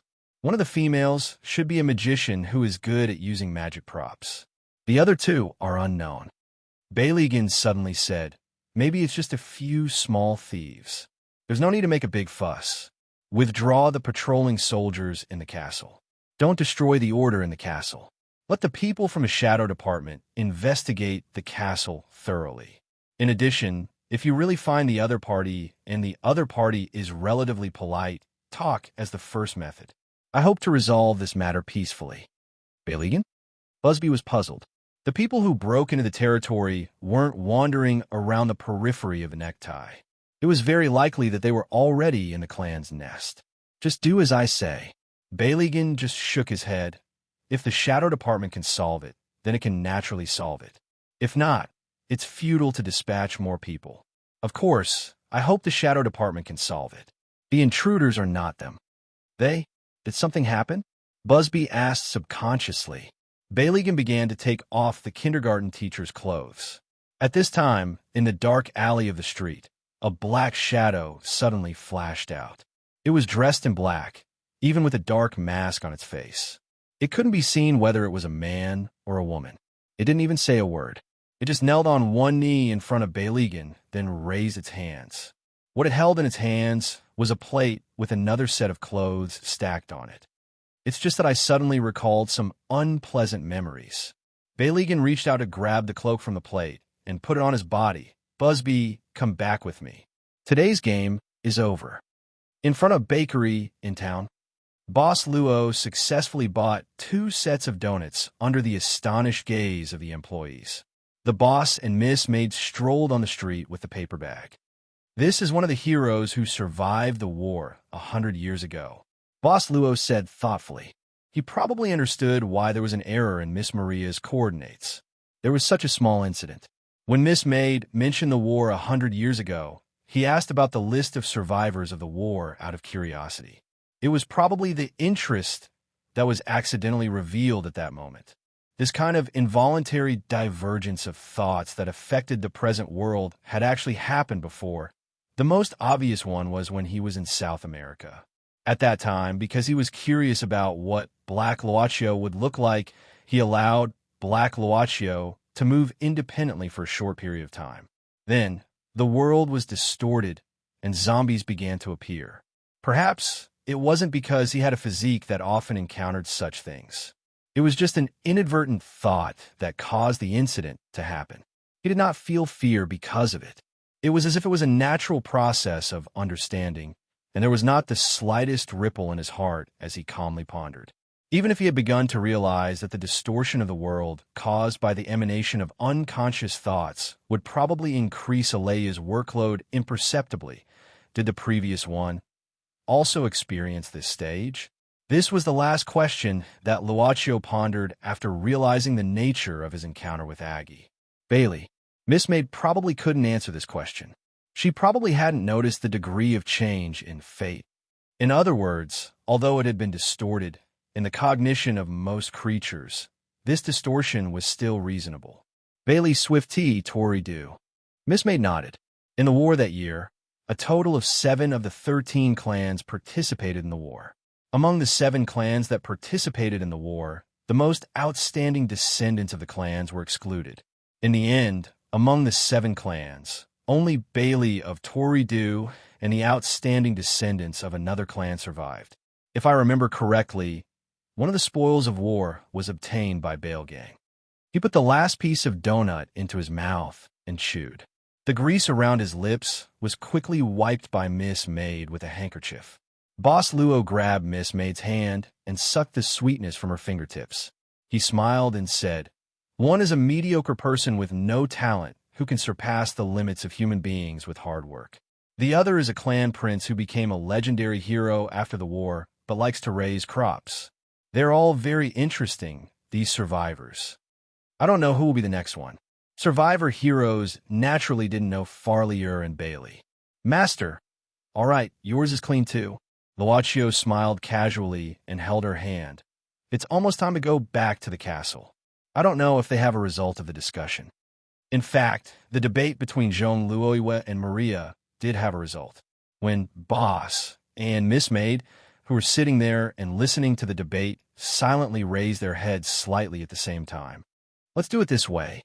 It's meaningless to continue the discussion. Maria slapped her hand on the table. The sound startled the vampire girl who was still squatting in front of the fireplace and trying to boil water. She immediately blew the wood, ash all over her face. Her face turned gray. She should have been out for a while. Why did it take so long to boil the water? This question arose in Boss Luo's mind. So, in the perspective of his eyes, there was a backflow of time. The reality and the backflow began to stagger. The first time, the water was boiling, but the vampire girl, who didn't seem to have done this kind of work, poured the hard-boiled water onto the ground. She didn't overturn it the second time, but when she opened the kettle, she found that it had absorbed a lot of wood ashes. So, the vampire girl stole a glance at Boss and Miss Maid, who didn't seem to notice anything, and quietly poured the kettle away. The third time, there was no wood left. She went back to the room and removed some of the bed's legs. Finally, it was ready to serve the guests. But because of the heated debate between Maria and Jean Luoiwe inadvertently waved her hand and knocked the saucer to the ground. The vampire girl's eyes suddenly became hazy, and then she ran back to the room with grievance. The fourth time, Maria knocked it over. The fifth time, Boss Luo laughed naturally. Let me do it. When a vampire girl was covered in dust, she suddenly heard the soft voice of Miss Maid behind her. Elizabeth, who appeared to be in a sorry state, and whose clean clothes were stained with many grayish-black spots because of her actions such as starting a fire, was startled. Miss Maid took out a handkerchief and gently wiped the ashes on her face. The vampire girl subconsciously thought. She felt that Brother Luaccio's girlfriend was smiling more warmly than before. She seemed to be in a good mood. Did something good happen? Miss Maid just wiped it carefully. Then, she suddenly leaned close to the vampire girl's ear and said in a low voice, "You'll feel nostalgic, right? The first person you eat, you'll be with her for the rest of your life. You won't forget the feeling even when you die." The vampire girl suddenly froze, but Miss Maid's movements were still gentle, and there was no change. I just... She didn't know what she should say. Since she was born, she had to sleep most of the time to maintain and restrain her instincts. She had too little time to learn, and her grandfather obviously didn't have the energy to teach her all kinds of things other than knowledge in a short time when she woke up. That's good. Miss Maid finally adjusted the position of Y. Elizabeth's collar. Miss Maid smiled and didn't say anything. She just lifted the kettle that was finally ready. God knew where she got the set of tableware and tea leaves from. The vampire girl's mind was full of the meaning of Miss Maid's words. Huh? Where did the donuts come from?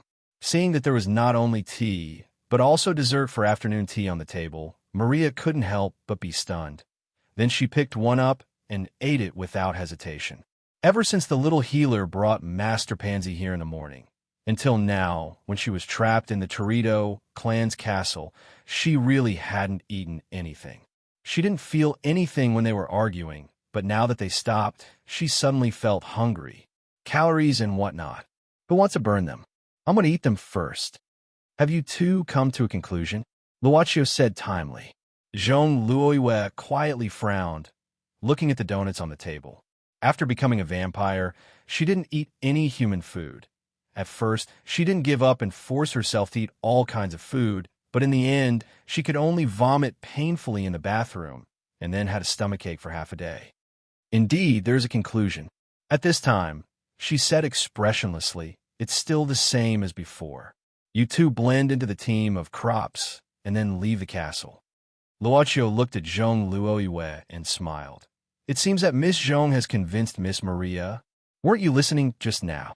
Jean Luoiwe felt a strange feeling, and then suddenly there was a strange feeling in her chest. She felt like she was being held by someone. She instantly got rid of the disgusting feeling with goosebumps all over her body, slowly sighed, and then said, "Yes, although you've blended into the team of crops, you're not crops, but as transportation staff." Maria nodded at this time, licking her fingers, and said, "Yes, even if there is an inspection, generally speaking, only crops will be inspected and not too much attention will be paid to the escorting staff. What do you think? Isn't this a good idea?" You two have no more arguments. Luaccio smiled casually and said, "That should be good. Then do as you said." But there's still a problem. Jean Louis said out of the blue. The employees who were guarding the delivery today seemed to be all female vampires. With that, she looked at Boss Luo expressionlessly. Luaccio blinked. Why do I suddenly feel that there's something in Miss Maid's eyes at this moment? Master's female clothes. The sky was filled with white clouds, and the surroundings were dense primeval forests.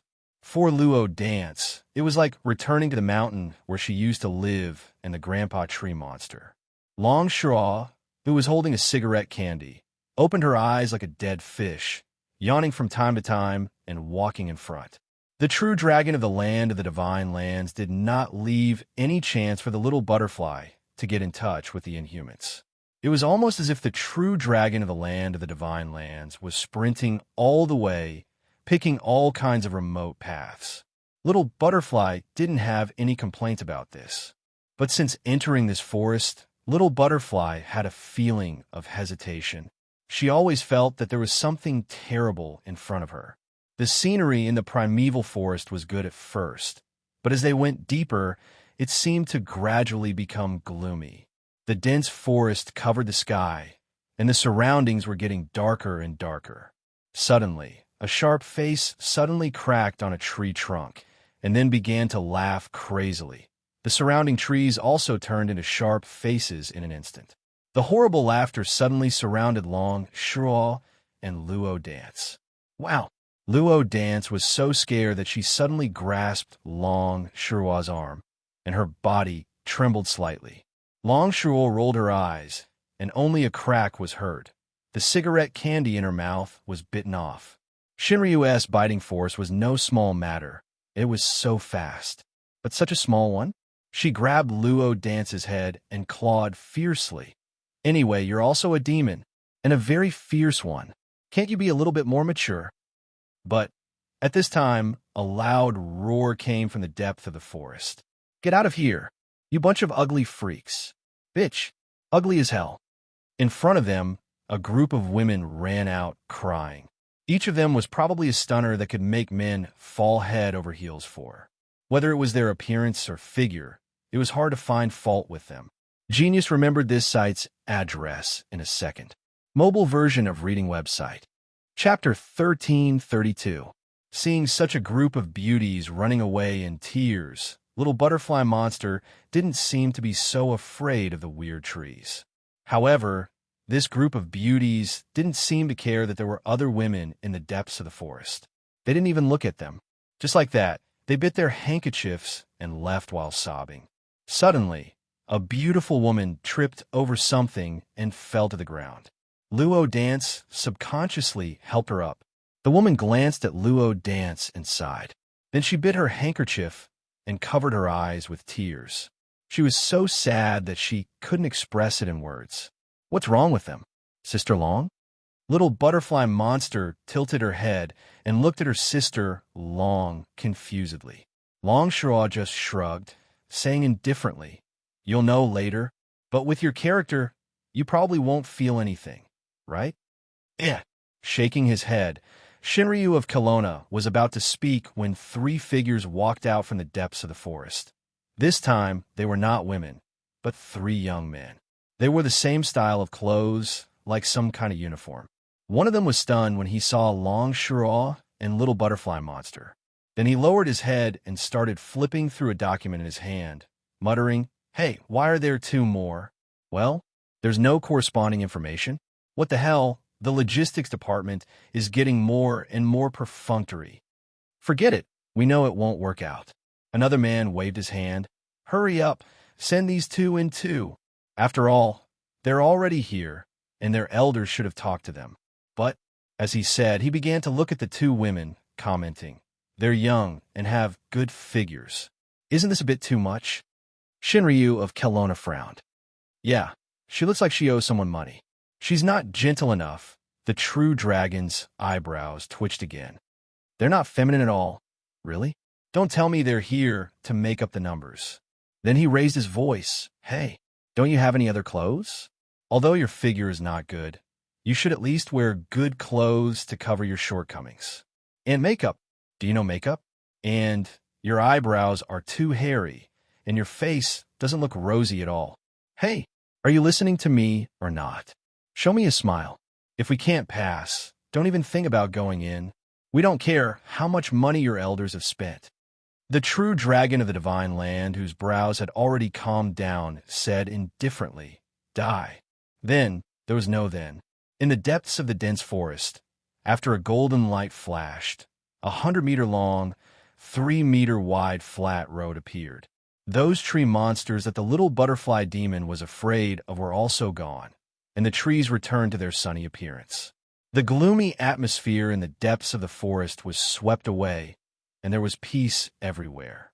At this time, Kelowna of Shinryu patted the dust on his hands as if nothing had happened, and then looked at Luo dance, and then touched his face with his fingers, saying indifferently, Are my eyebrows hairy? Luo dance. The butterfly monster covered her mouth with her hands and shook her neck stiffly. But at this time, a huge roar came from the end of the flat road. In the next instant, a huge figure appeared above their heads, blocking the sunlight that was already shining down. At this moment, a huge head was hanging down from above. Long Shirul raised her head. The huge figure and her looked at each other, and after blinking their eyes, the huge figure said slowly, Long time no see, Shinryu of the East, you haven't changed at all. Has the charm of a female really abandoned you? Well, you haven't changed at all, Fafnir, Long Shiraw said expressionlessly. You still make me want to smash you when you open your mouth. In an instant, a huge golden storm was set off. The wind was so strong that Butterfly Monster's body was blown up. She had to quickly grab Long Shiraw's arm, but her body was still swaying in the storm like a kite. However, this golden storm left as quickly as it came. In just an instant, the golden storm had already stopped. The huge creature had already disappeared, and in its place was an extremely beautiful person who was even more beautiful than those who had run away crying. How to say? At least, Luo Dance couldn't find any other adjectives except for the word beautiful. Seductive, noble, dazzling. Even the figure was elegant, as if every part of the body was the most perfect work of art. And its voice was not as rough as when it roared, but was quite magnetic. The eyes were full of expectation. Even though Luo Dance was still in the stage of ignorance about the matters between males and females, she felt her heart beating fast because of this pair of bewitching eyes. The smile of the boss suddenly appeared in her mind, and then she gradually calmed down. This was something she accidentally found during the estrus last time. As long as the boss smile appeared in her mind when her body was the hottest, she would feel a little comfortable. She didn't even tell Sister Long about it. She didn't say it subconsciously. Sister Long, who is this beautiful sister? Luo Dance blinked at this time, with a curious look on her face. After hearing the word beautiful, the smile on the other party's face seemed to become brighter. It was enough to charm all living beings. Kelowna's Shinryu was not affected at all, and said indifferently, Who knows, the last male golden dragon in the world will be a pervert who likes to cross-dress. And it's a moron who thinks he is the prettiest in the world after cross-dressing. This group of people from a magic biology department of the Magicians Association probably never thought of this. It's really sad. Male? Yeah, the male. Golden Dragon Fafnir chuckled at this time. Shinryu of the East, it seems that not only the god of charm abandoned you, but also the god of vulgarity fell in love with you. Don't worry, if such a god really likes me, I'll smash it. Long Shua sneered, taking out a cigarette. This time it was a real one. I think so. Fafnir walked slowly, like the noblest queen in the world. She was tall enough to be half a head taller than Shinryu, who looked like a normal Eastern woman. So, why did you come to me this time? To learn etiquette or to learn how to dress up? I brought you something good. Longshore narrowed her eyes and smiled. Maybe it's something that can make you interested in other females. Oh, Fafnir smiled and said, even you are the same as those old guys from the Magicians Association. Still not giving up? In this world, I'm the only one who is as beautiful as me, and that is enough. I won't leave behind a descendant as beautiful as me. My inheritance is too perfect. Why is there such a perfect creature like me? Cough, cough. Cough, cough. What did you feed me? Fafnir looked as if he choked. Even so, even if he was frowning, he was still as beautiful as before. It was as if she sure was holding her heart, making me feel pity for him. Okay, I've delivered the thing. Longshaw clapped her hands at this time. Well, you can let those magicians in the biology department prepare more than 100 females for you. That was really straightforward. There wasn't any nonsense at all. The little butterfly monster looked and confirmed. Well, this is really Sister Long style. What did you feed me? Fafnir couldn't help but show fear. Why do I always feel a strange odor gushing out from my body? My drug resistance is obviously... What a joke. Even if I inhaled a little bit, I would. Longshaw just yawned, then pulled Luo Dance up and directly jumped into the air. It's time to give you a biology lesson. Longshaw looked at Luo Dance, smiling. Let's see how this so-called Western lizard copulates. Roar. A huge roar came out from this beautiful person's small mouth.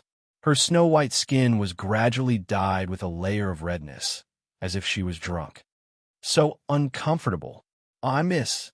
What did you feed me? Why is it like this? My body is so strange. At this time, Fafnir was leaning on the trunk, slightly panting.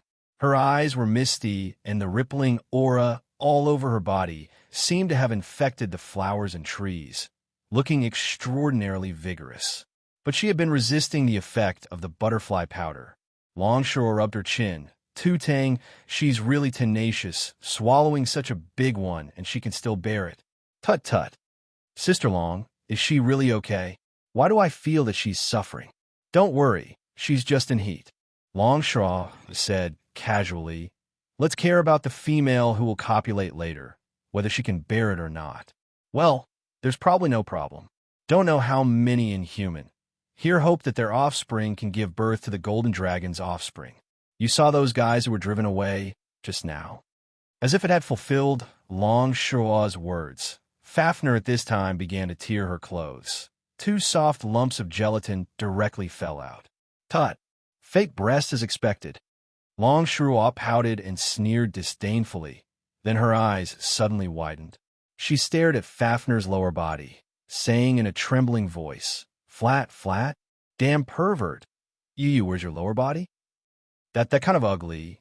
The only thing that affects my beauty. I've already abandoned it. What the F asterisk CK? Longshaw's jaw dropped. What the F asterisk CK? Fafnir suddenly rushed up to the sky. I can't stand it. With a sound that pierced through the sky, it had already transformed into a beam of golden light that rushed straight to the edge of the sky. Then, from its hands and mouth, it madly released one light bullet after another, directly destroying everything in its path. Sister Long? Longshaw suddenly shivered, suddenly asking, Agile, did I really kill those 3 guys just now? Little Butterfly gave a start, subconsciously saying, No, you just sent them flying. They shouldn't be dead yet. What's wrong? Of course, I'll kill them again. Longshaw pretended to be serious, to silence them. But that's Sister. Brother Fafnir? What should we do? Longshaw muttered, Well, I didn't expect this guy to be so cruel, even castrating himself. But it's okay, he just drained his physical strength in this way. When he's almost done, he should be able to stop. With that, Kelowna's Shinryu directly pulled Luo Dance's arm, running away in the opposite direction of Fafnir's rampage, disappearing in a flash. In the territory of Torito clan, in a room of the headquarters castle, there was no coyness, no stubborn resistance, and no horse argument. None of these. Under the incredible gaze of Jean Luoyue and Maria, Boss Luo very obediently walked into the bedroom of the vampire girl Elizabeth. About half an hour later, he walked out again. In fact, the servant girl walked out first. Her smile became more beautiful, as if she had obtained some kind of extreme satisfaction. Then, it was the vampire girl's turn. The vampire girl's eyes seemed to be wandering, as if she couldn't focus. Then, she held her cheeks and muttered something. "Sorry to keep you waiting for so long." A soft and androgynous voice slowly rang out. Within the room, a young female slowly walked out just like that. Without any coyness, she was natural and unrestrained. Her behavior could be regarded as elegant. There was a faint smile on her face. It could be vaguely seen that it was the original outline of Boss Luo's face, but under the superb transformation technology, the masculine lines were completely softened. The long wig with a neat fringe hung down naturally. She wore a black, shiny backless dress. Her legs wrapped in thin black stockings were naturally closed at this time, and there was a black women's leather jacket hanging on her hand.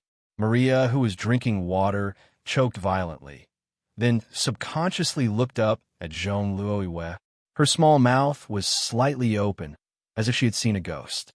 At this time, Boss Luo still didn't coyness at all, but gently turned in front of everyone, then showed a faint smile and said softly, "Hello, everyone. My name is Luo. Why do I have a sense of frustration that I want to die?" Maria muttered to herself. Her neck stiffly turned again and looked at Zhong Luoyue again. This time, she just kept silent and didn't speak. Maria sighed and said, "This time, we probably don't have to argue about anything." Zhong Luoyue nodded. "Indeed, there's no need." Genius remembered this site's address in a second. Mobile version reading website. Chapter 1333. Don't you feel that the patrol team has disappeared? In the corridor of the castle, they were moving carefully. With the vampire girl's unique telepathic ability, they tried their best to avoid the vampires of the Torito clan. Speaking of which, it seems to be true. Zhong Luoyue could not help but frown. She felt that things were a little strange. However, Elizabeth did not give any hint. The vampire girl did not leave the room this time.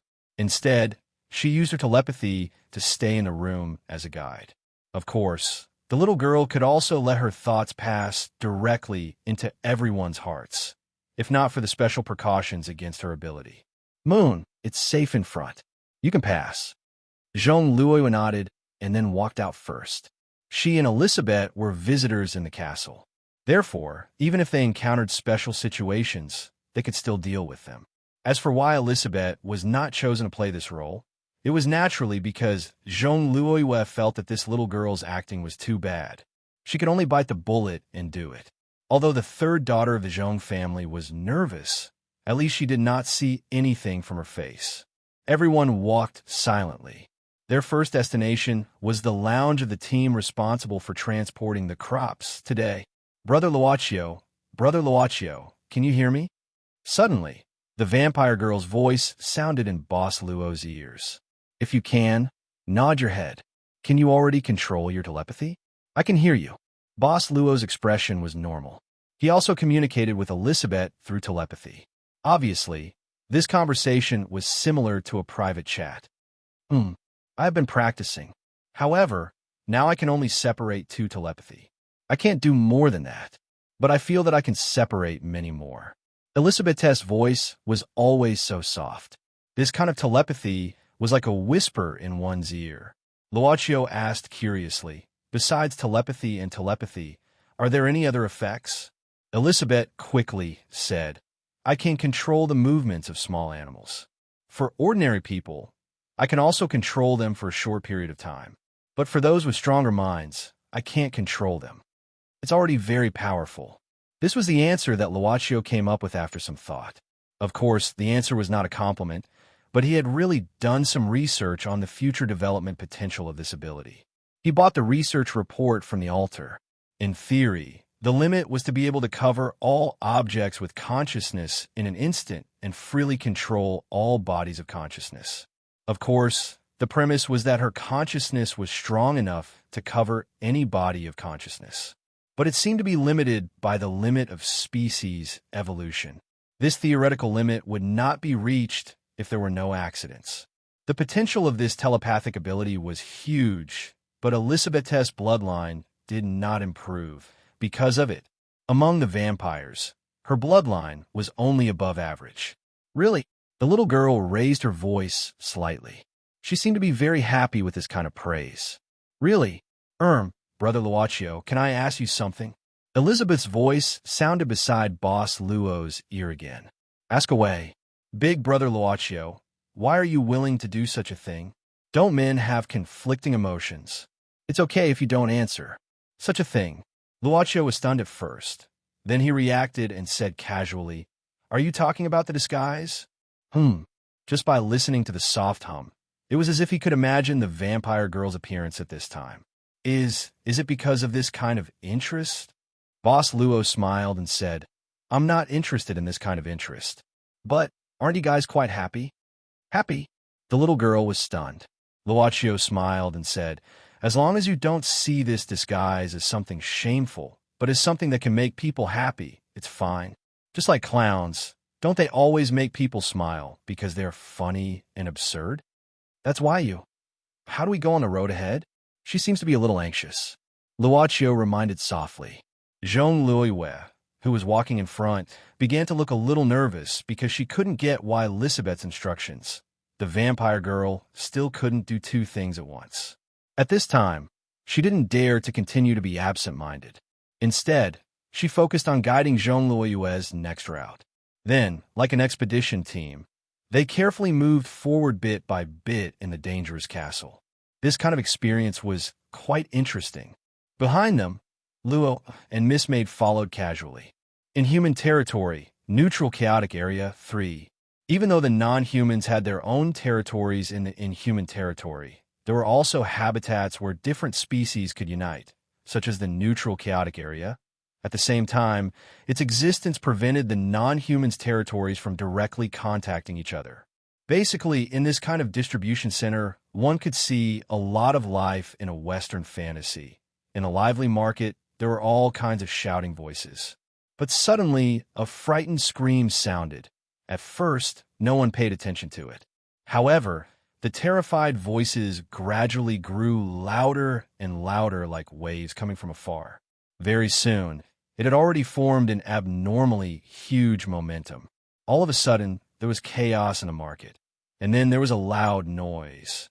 In the sky, for some unknown reason, many light bombs with terrifying destructive power suddenly fell from the sky. As if fighter jets were bombing, the huge market was soon bombed into tatters. Many non-humans were directly blown up or injured to the ground. It seemed like an unexpected disaster. When they woke up, the destruction seemed to be far away, but 1/3 of the neutral chaotic area had been severely damaged. This aura seems to be F***CK. It's the evil dragon Fafnir. Did take the wrong medicine. The people of the Magician Association don't care about it. This direction seems to lead to the werewolf territory. I don't know. I don't care. I want to go to the Magician Association and ask for an explanation. If they don't compensate me for my loss, I don't mind letting those guys have a taste of what an artistic explosion is. Is there anyone who wants to go with me? Count me in. Me too. Let's go. And so, the non-humans of 3 in the neutral chaotic area began to gather and march towards the headquarters of the Magician Association. However, as the group moved forward, they unknowingly began to expand from victims from other places. At the same time, Kelowna Shinryu, who felt that it was about time to stop, suddenly shivered and muttered, It should be almost done venting, right? In fact, Kelowna Shinryu didn't know how long the butterfly powder effect of such a large ball could last. She just thought that the golden dragon's resistance to drugs was not bad, and it had a strange personality, so she wanted to use a strong drug to treat it. Anyway, if Fafnir could really leave behind offspring, those guys in the Magician Association would probably have a mentality that the more the better and wouldn't care at all how many females it mated with. But now, would Kelowna's limb rebirth work on that thing? Sister Long, where are we going now? Luo Dance asked at this time. Longshore pondered for a while and said, "Since we're here, let's pick some golden apples on the way. Last time its root accidentally. Well, it should have grown out again." Root? What root? So far, the number of people that the little butterfly talked to in the inhuman domain was less than 5. "Let's go. If we're lucky, I'll get you something to eat. It's good for you." Longshore pulled up the little butterfly and started a new round of sky dash. Inside the castle of Torito clan, Bailey, who went out, had come back quietly without disturbing any upper-class nobles. In fact, the upper-class nobles who had just finished eating were actually in the aftertaste of eating, so they didn't deliberately pay attention to anything. "I've ordered the patrolling soldiers to continue patrolling in the territory." Busby came to Bailey's side and reported. Bailey didn't seem to care about this. He just sat in his seat and played with a black card in his hand. He kept silent. "What's this?" Busby couldn't help frowning. Bailey slowly raised his head at this time. At this moment, Busby had a feeling of standing in front of death. He even instinctively became alert. Bailey's eyes, at this moment, were like a demon coming out of hell. That trace of killing intent and madness had never been seen before. But this feeling came and disappeared very quickly. In the blink of an eye, Bailey returned to his gentle state and slowly said, "If I say, this is a proof that can lead to a passage that can fulfill any wish, would you believe it, Busby?" "Anything?" Busby frowned. He clearly didn't agree with this kind of absolute statement.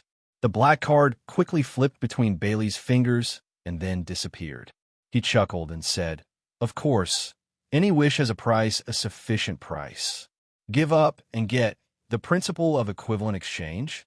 Busby nodded. "If so, there will be a limit to what an individual can give, and there will naturally be a limit to what they can get. Anything is just misleading." "Mislead?" Baligan smiled. "Maybe. But Busby, you seem to have forgotten one thing. That is, although there will be a limit to what an individual can give, if they learn to plunder, it may not be the limit." "You are very strange today," Busby said expressionlessly. "It seems that something has happened to you." Bailey smiled with a complicated expression, then waved his hand. After this action, Busby bowed and slowly retreated. But before Busby was about to leave, Bailey suddenly said, "By the way, eating is over. Don't you want to see your sister? The next time we meet will be at least a month later. You will at least stand at Sita's side and watch her leave, right?" Outside the door, Busby's pupils suddenly shrank. His figure also stiffened for a moment, but he quickly recovered and whispered, "There's no need. I'm a vampire now. Then I'll take my leave." After Busby left, the surroundings of Bailey Hill dimmed. He was still sitting on the huge throne, and next to the throne was the scarecrow's substitute he made temporarily. The black card that had disappeared from between his fingers appeared once again, and then slowly turned over with the shaking of his fingers. He murmured, "It seems that Farrell is really not crazy." Suddenly, Bailey opened his palm. In the dim surroundings, several messengers flew into his palm. The messengers stayed for a moment, then flew out of Bailgan's palm again and disappeared. Torito clan, headquarters castle, superstructure, somewhere near the edge of the exposed area of the castle. Well, the resting place of today's transport team is in front. So far, everything is going well. Finally, they arrived at the destination, and the next step was to blend into the escort team. Maria didn't need to worry about these things anymore, and she patted her chest and took care of it. At this time, she directly put her hand in her collar, then took out a bottle like a perfume bottle. Looking at Loaccio and Yi, "Please spray this on yourself. Master Heptil should know what this is, right?" She opened the bottle a little. "Blood freshener?" Miss Maid directly said a name. "Master Heptil is indeed worthy." Maria nodded with a smile. Vampires are very sensitive to the smell of humans. Although the blood freshener allows us to simulate the scent of a vampire, it can at least cover up the scent of a human. As for pretending to have just finished eating, for such low-level vampires with poor transportation skills, we should be able to fool them. Miss Maid said indifferently, "It's not necessary. Please put it away." Miss Maria, headgear. Headgear? Jean Loiwell was stunned and subconsciously looked at Maria, but this guy was wearing a headgear from the beginning, which was quite appropriate. wasn't it? Thus, she couldn't help but sneer. Where's Miss Balaclava? Do you think it's easy for me to earn some bounty? In the headgear, Maria couldn't help but burst into tears. Genius remembered this site's address in a second. Mobile version reading website. Chapter 1334. Although it was just a resting area for the escorts, there were all kinds of facilities such as massage chairs, food area, entertainment room, etc., because the upper-class nobles took a long time to eat. In any case, Maria had applied a lot of blood freshener on herself. However, she seemed to have subconsciously forgotten one thing. No matter how good the plan was, she was still wearing a mask. It was very difficult for her to not attract attention in this way. Fortunately, the escort team also seemed to have an exclusive uniform, a white uniform with a hat. They wore the hat and lowered their heads slightly. Try your best. Obviously, Master Pansy didn't want her to take off her hood. Did all the people who asked her to make medicine meet such deceptive requests? Well, wait here, Mademoiselle Maria. Luo smiled at this moment. It just so happens that why Lisabeth told me that there are 3 escorts here. Just knock them out temporarily. Maria quickly nodded. Well, we just want to leave. There's no need to hurt the vampires of the Torito clan. We should try not to escalate the conflict. Then leave it to us. Boss Luo nodded, and then walked slowly toward the chosen place with Miss Maid. As for Zhong Luoyue, he was far away from here, but still able to monitor the situation and provide support. Even with Elizabeth's immediate senses, she was undoubtedly the most nervous one here. This time, Elizabeth chose a lounge in the resting area that was equipped with a massage chair. The 3 female vampires who were transporting the vampires would rest here after taking a bath. Speaking of which, it seems that this is the first time I've done this kind of thing, Luocio said excitedly, but he didn't know how long this temporary interest would last. Perhaps he would soon lose interest in life, but at the very least, he had even removed the reduction of his presence. Since he was sneaking in like this, there was still a chance that he would be exposed. Only then would it seem more realistic. Miss Maid blinked her eyes. Next, I may experience many different things. For example, like now, so please bear with me. When Luocio said this, his fingers were entwined with Miss Maid's fingers like glue. Experience? Boss Luo didn't say anything, but the string of prayer beads in his hand glowed slightly. Then they arrived at their destination. He looked at Miss Maid and said, when I don't know what's going on inside. In that case, will there be any expectations for what will happen next? Miss Maid's perception of the surroundings was blocked by Boss Luo, as if it was a prank. He hugged Miss Maid's waist from behind and whispered in her ear, once you get used to having everything under control, the control suddenly disappears. But from now on, there's only a dense fog in front of you. You don't know what's in front of you. It might be something beyond your expectations. The edge of her lips and ears seemed to touch. Miss Maid narrowed her eyes and whispered, Master seems to be getting worse. Is that so? Luocio's smile became bigger, but I'm the same as you. Now we don't know what's waiting inside. Tell me, how do you feel when your perception disappears? Miss Maid whispered, there's a moment of confusion. It's hard to describe that feeling. Maybe I'm not used to it, but it's not to the extent of fear. There should be a little bit of nervousness, but it's fine now. She smiled. It's not bad to experience this feeling occasionally. I haven't had such an experience for a long time. Isn't that good? Luocio smiled slightly, but his eyes became more indifferent. He didn't have the experience that Miss Maid said, so he couldn't experience it. Master, do you like this feeling? Yi asked softly. Me? Luocio said softly. As you said, it's not bad to experience it occasionally. What kind of feeling was it? Then you can experience it more in the future. Miss Maid answered obediently. Luocio didn't say anything, but gently put down his hand from Miss Maid's abdomen and said casually, Then, let's start our work. Let me have a try this time, then you support me. Miss Maid naturally stepped back. Boss Luo opened the door with expectation. He didn't even think about what would happen next. Luocio heaved a sigh of relief. Then, he slowly pushed open the door of the lounge and walked in. In an instant, he saw 3 naked female vampires entangled with each other like snakes. Huh, isn't this the massage lounge? The next second, Boss Luo closed the door. It seems that I made the right choice to temporarily shut off the perception of myself and Miss Maid before coming in. At this time, the three female vampires who were entangled with each other heard the sound of the door opening and raised their heads at the same time. They didn't panic because they were seen doing what they were doing at this time, nor did they scream. They just looked at the person at the door strangely. In the vampire clan, most of them were born with debauchery. Originally, eating would not only bring satisfaction, but also a wonderful pleasure. Therefore, even if they were seen doing some activities with several females, they didn't feel any shame. When they saw the woman at the door clearly, they all showed a burning gaze. Not only did they have debauchery, but the Tordo clan was also a group of people who yearned for beauty. Even among the 13 clans, they were an unusual existence because they even approved of humans' artistic creation and would praise it as a great work. There was a kind of, that's all, as long as it's beautiful. They even ignored the unfamiliar face in front of them that they had never seen before. Anyway, it was definitely not a noble from the upper class. They firmly remembered the nobles from the upper class and even the middle class.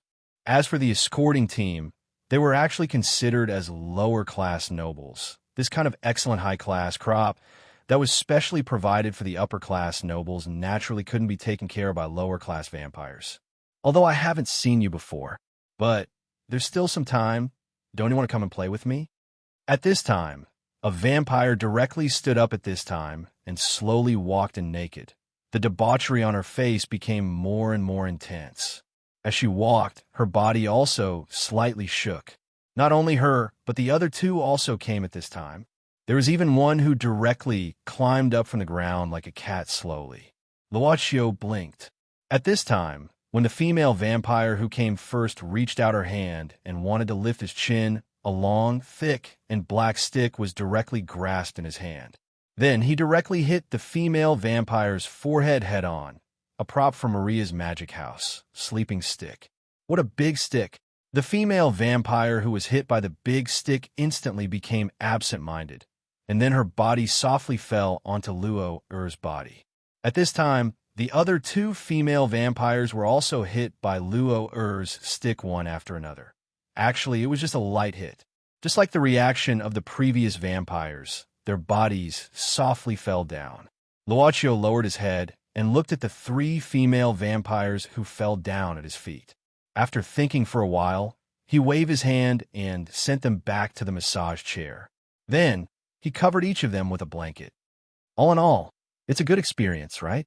Thinking of this, Boss Luo opened the door of the lounge again, and then made an okay gesture to Miss Maid, smiled, and said, "Seems like it's not that difficult." Miss Maid looked into the room. She found it strange that the three female vampires were killed while they were still lying on the massage chair. What happened just now? This feeling of being blocked in the beginning brought a long-awaited experience, but now it seemed a little uncomfortable. "Next, let Miss Maria come over," Luocio said suddenly. "Okay." Miss May nodded. Inhuman territory, werewolf territory. Strictly speaking, werewolves were not a branch of orcs in the inhuman territory. There were many versions of the origin of werewolves, and among the werewolves, because of the different versions of origin, there were many tribes. Of course, there were some tribes that had the same origin legend as the orcs. However, werewolves usually didn't call themselves orcs. They were proud warriors. Today, the werewolf territory was as peaceful as usual. The war between the werewolves and vampires was like a fated enemy, but in fact, it had stopped for a long time. In the inhuman territory, wars between inhuman races were forbidden. Of course, in the modern world, there were still conflicts between the two factions, and they would greet each other by hammering each other's heads. At the same time, on one of the hills in the werewolf territory, the Kaloya village, which believed in the same origin as the orcs and was close to the orcs, Hagens, the young master of the Kaloya village, was lying on a beach chair and basking in the new artificial sun that the Magician Association had created this year. Two young girls from the Wolf clan were applying antibacterial ointment and massaging him. At this moment, a small, round, demon-shaped messenger slowly flew over and stopped on young Master Hoggins's body. Hoggins was too lazy to move, and he just ordered the werewolf girl beside him to open the messenger. Is it a promotion for the Magician Association? What new products do they have this time? Hoggins yawned and asked. No, it's signed by Caesar, the werewolf girl said with a crisp voice. Caesar. Hoggins got up and took the letter from the werewolf girl's hand, reading it with a frown. After reading the letter, Hoggins pondered for a while. This guy said that he has something important to discuss with me, and he wants me to go back to the modern world. What is it? Caesar rarely speaks in such a serious tone. Young master, is this Caesar the only new orc that can defeat you? The other werewolf girl covered her mouth and chuckled. We are evenly matched. He beat me 97 times, lost to me 96 times, and tied me 5 times. Do you understand? Hoggins corrected her. The two werewolf girls chuckled to themselves. Hag shook his head and hugged the two girls in his arms. After messing around with them for a while, he got up. Caesar won't look for me unless it's something important. It seems that I really have to go to the modern world. Get dressed. I'm going to see my father and tell him about this.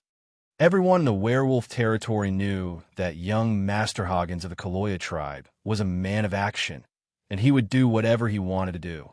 As his personal servants, the girls weren't surprised. However, they still felt a little nervous when they saw the current leader of the Kaloya tribe. The leader's name was Kaloya, and this tribe's name wasn't Kaloya in the past. The name change happened 100 years ago.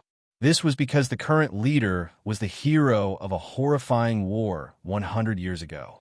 The tribe changed its name to commemorate Kaloya's greatness. When young Master Hoggins, who was dressed neatly, walked quickly to the house where Kaloya lived in seclusion, this werewolf warrior whose name had spread across the entire orc territory was sitting in the courtyard with a letter in his hand, reading it silently. Old man, Hoggins froze for a second. He had never seen such a serious expression on his father's face. There was even a vague feeling of fear on his father's face. What could make the hero of the war 100 years ago feel scared? Hoggins opened his mouth slightly. In his opinion, it was hard to find anything that could defeat his father except for time. At this moment, he realized that Kaloya's condition seemed to be a little worse than the last time he saw him. His old age was getting clearer. Werewolves and vampires had been enemies for generations, but unlike vampires, who had a long lifespan, werewolves could only live for 200 to 300 years. Kaloya was now 279 years old, which was a rare old age among the werewolves. Just like humans who had passed 70 years old, although he still looked healthy, he was obviously unable to maintain the peak combat power he had when he was young. Is it Hoggins? As if noticing Hoggins' arrival, Kaloya put away the letter in his hand and said with a smile, It's a message from an old friend, saying that his time is almost up. I see. Death? He would always encounter it.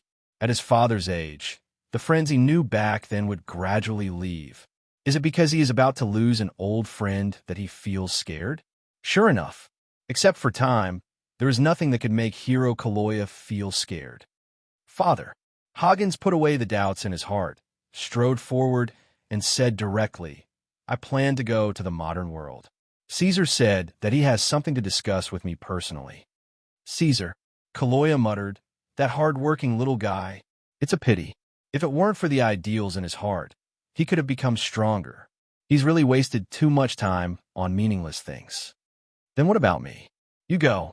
Kaloya waved his hand. I also plan to go out and meet this old friend. How about I accompany you first and then go to the modern world? Considering that this might be the last time they met, and there might even be a funeral in the end, Hoggins suggested carefully. No need, I can go by myself. Kaloya shook his head. When he was about to say something, his eyes instantly became sharp. At this moment, the air was trembling slightly. Moreover, a loud roar instantly reverberated throughout Kirillith's stronghold. In the distance, a huge figure was approaching rapidly. Genius remembered the address of this site in 1 second. Mobile version of reading website. Chapter 1335. The light bombs landed on the hillside, and large areas of cultivated farmland were destroyed. At this moment, The people who were farming in Kaloya village all hid from this sudden destruction in fear. A few figures rushed over. They were the guards of Kaloya village. Hurry! Organize rescue and evacuate as soon as possible. Also, put out the fire. However, the children's cries and screams quickly drowned out the voices of these guards. Fortunately, the people who lived here were all strong werewolves and a small number of orcs. When the disaster came, they still had the ability to save themselves. However, the village was in a mess. Not far away, a figure jumped down from a hill. It was young Master Hags. After he landed, two werewolf girls arrived at the same time. Looking up at the huge creature that was wreaking havoc in the sky and bringing disaster to his village, Hags was terrified. Dragon aura. The horrifying aura of the top of the food chain squeezed the wolf-like nature in his body to the extreme. This is the evil dragon Fafnir.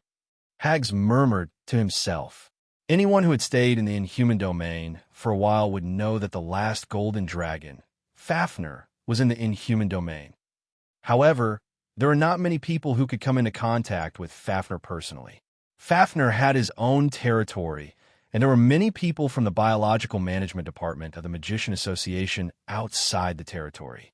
They were responsible for maintaining the cleanliness of the territory. Hags had sensed Fafnir's aura from afar, but he had never come face to face with Fafnir like this. At this moment, he felt as if all the hair on his body had become stiff. It's an evil dragon. Hag's eyes flashed, and his body trembled slightly. He didn't know if it was because of fear or excitement. Even Caesar hasn't faced an evil dragon directly, right? Taking a deep breath, this young master of Kaloya suddenly let out a long roar, his voice penetrating the entire Kaloya tribe, descendant of the legendary evil dragon. Let me fight you. With a hint of fear and a strong will to fight, Hags charged like a rocket toward the huge object in the sky. But what this young master didn't expect was that when his momentum was only halfway there, he was directly suppressed by something. Hags only felt a huge force directly smashing him to the ground. And the one who had made a move was his father, the hero of the Great War 100 years ago, Kiraloya. Old man, Hags couldn't help but roar furiously. Behave yourself. Kiraloya's voice was filled with majesty. The moment his voice fell, Kiraloya also climbed onto the body of this huge creature. He stood on the back of Fafnir, who had revealed his true form, and then frowned. Just from this instant of contact, Kiraloya could already sense that Fafnir was currently in an abnormal berserk state.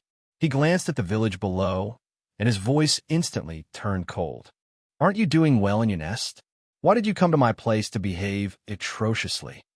But the only response to this werewolf hero was an even more violent dragon roar.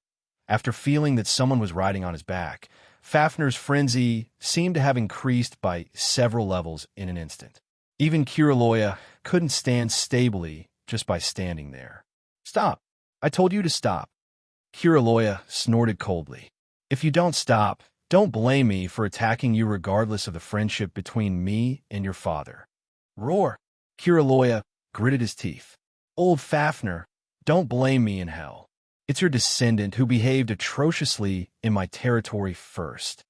Taking a deep breath, his chest suddenly swelled up, and this somewhat aged valor of the werewolf clan instantly expanded into a huge and strong body, and punched towards Fafnir's junior. But as a golden dragon, the adult Fafnir's strong defense was obviously not broken because of this. Kiraloya only heard that after this punch, Fafnir seemed to make some strange sounds.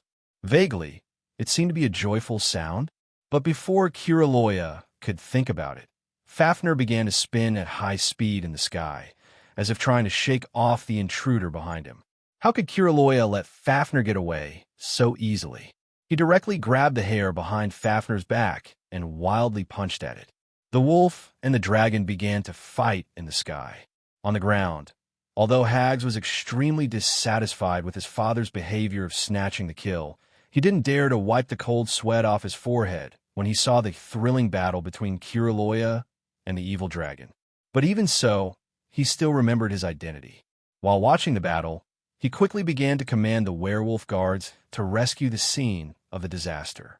"Old man, don't fight above the village. Stay away. We don't have much farmland left." Hags even didn't hurry to roar. Kiraloya frowned at this moment. He gradually felt powerless. In the end, he was still old. He couldn't help but bitterly laugh. Then, he took a deep breath and stopped attacking Fafner's back. Instead, he directly climbed onto Fafner's head and grabbed Fafner's dragon horn with both hands. "How is it? Is it very uncomfortable?" Old Kiraloya laughed. "When I was young, I often fought with your father. I know a lot about your golden dragon's weakness. It wasn't as simple as grabbing the dragon horn. It required a special part of the huge dragon horn and a special force to make the golden dragon feel uncomfortable. Even in the middle of a riot, Fafner couldn't help but groan when the vital part was hit by such a professional method. Kiraloya didn't care about this fellow's strangeness at this moment and suddenly said, "Anyway, we have to go and see Balegan. Let's just go like this. Save some time." With that, Kiraloya's arm muscle swelled. He forcibly grabbed the dragon horn and twisted Fafner's head in a certain direction. "Don't worry, I'll treat you well on the way. Descendant of old Fafner, I'll definitely make you unforgettable. Regret coming to my territory to behave atrociously." Under Kiraloya's method and violent control, Fafner let out a strange cry again. Then, he pierced through the sky and instantly rushed out of Kiraloya's stronghold. After flying through the entire werewolf territory, it was the neutral chaotic area 5.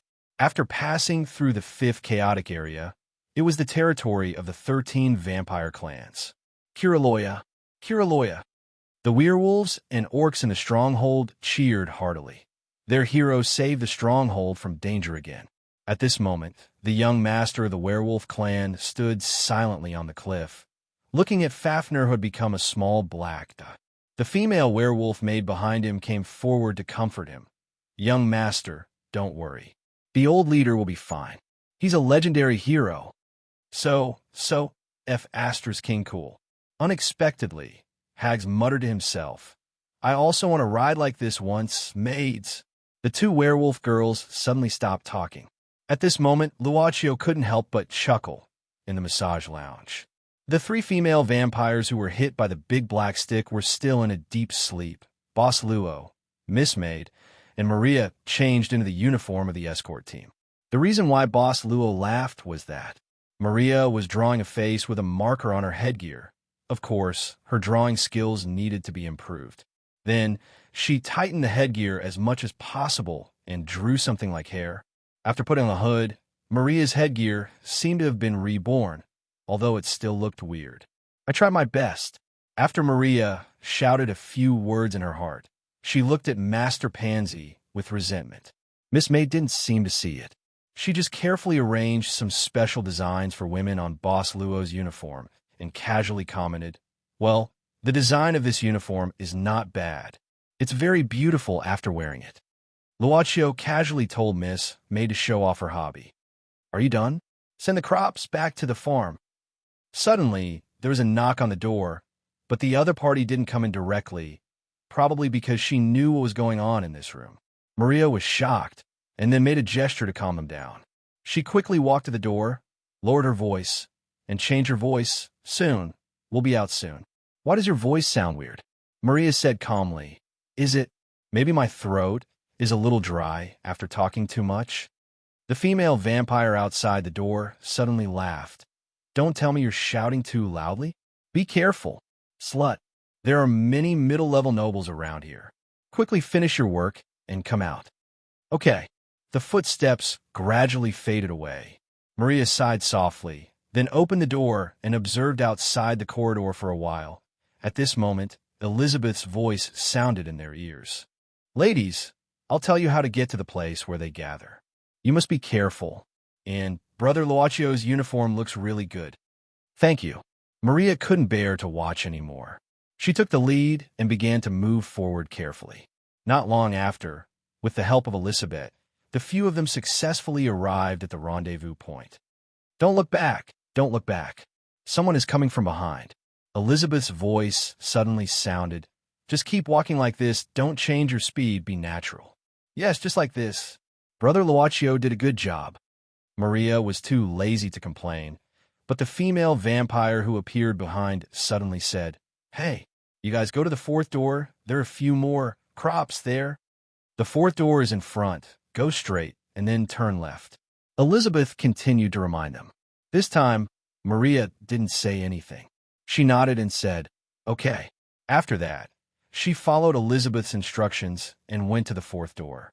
The fourth door, the lounge inside the door, this was a place specially provided for high-level crops to rest after the sacrifice. Because the taste of the high-level crops was too delicious, the upper-class nobles would eat more than the standard amount each time. Even so, the servants who assisted in the management of the crops couldn't argue with the upper-class nobles because of this. Therefore, they settled for the next best thing. Every time after the crops finished eating, the high-level crops would undergo temporary conditioning in this lounge before they left. Basically, it was in the form of infusion. At the same time, they would also check if there were any upper-class nobles who couldn't hold back and left seeds or other things to the crops, thus destroying the value of the crops. Which upper-class noble did this with a trace of noble blood in her body? This type seems to be exclusive to Mr. Baba. It's him again. It's like this every time. The servant who was responsible for taking care of the crops couldn't help but frown. Then he waved his hand helplessly and said, "Go and get the number 7 serum and inject it into her. Otherwise, she will mutate before she returns to the farm." Yes, although their conversation didn't escape the girl who wore the white robe, she didn't seem to hear them. This was because there was a needle inserted into her arm, and she was injected with a specially formulated nutrient solution. Moreover, she had entered a shallow sleep state. There were a total of 3 high-level crops undergoing conditioning in this lounge. Other than the girl who needed to be injected with the serum, there was another girl and a boy. The other boy also fell into a shallow sleep state. As for the third girl, she suddenly opened her eyes after the staff left. She walked out of her lounge and pulled out the needle on the back of her hand. Then, she walked to the girl who needed to be injected with the serum. She gently placed her palm on the forehead of the sleeping girl. The sleeping girl had a blissful smile on her face, as if she had encountered something wonderful in her dream. But at this moment, her blissful smile gradually disappeared and was replaced by a look of fear, as if she was experiencing something terrible. And on her face, there was a strange smile that was similar to the happy smile of a dormant young girl. After a while, she finally withdrew her hand. When she heard the sound of footsteps approaching, she hurriedly returned to her resting area, inserted the needle, and slowly closed her eyes. The standard name in front of her resting area was Mina. However, this time, it wasn't the staff who went to get the serum that came in. Instead, it was 3 guys wearing the escort team's uniform.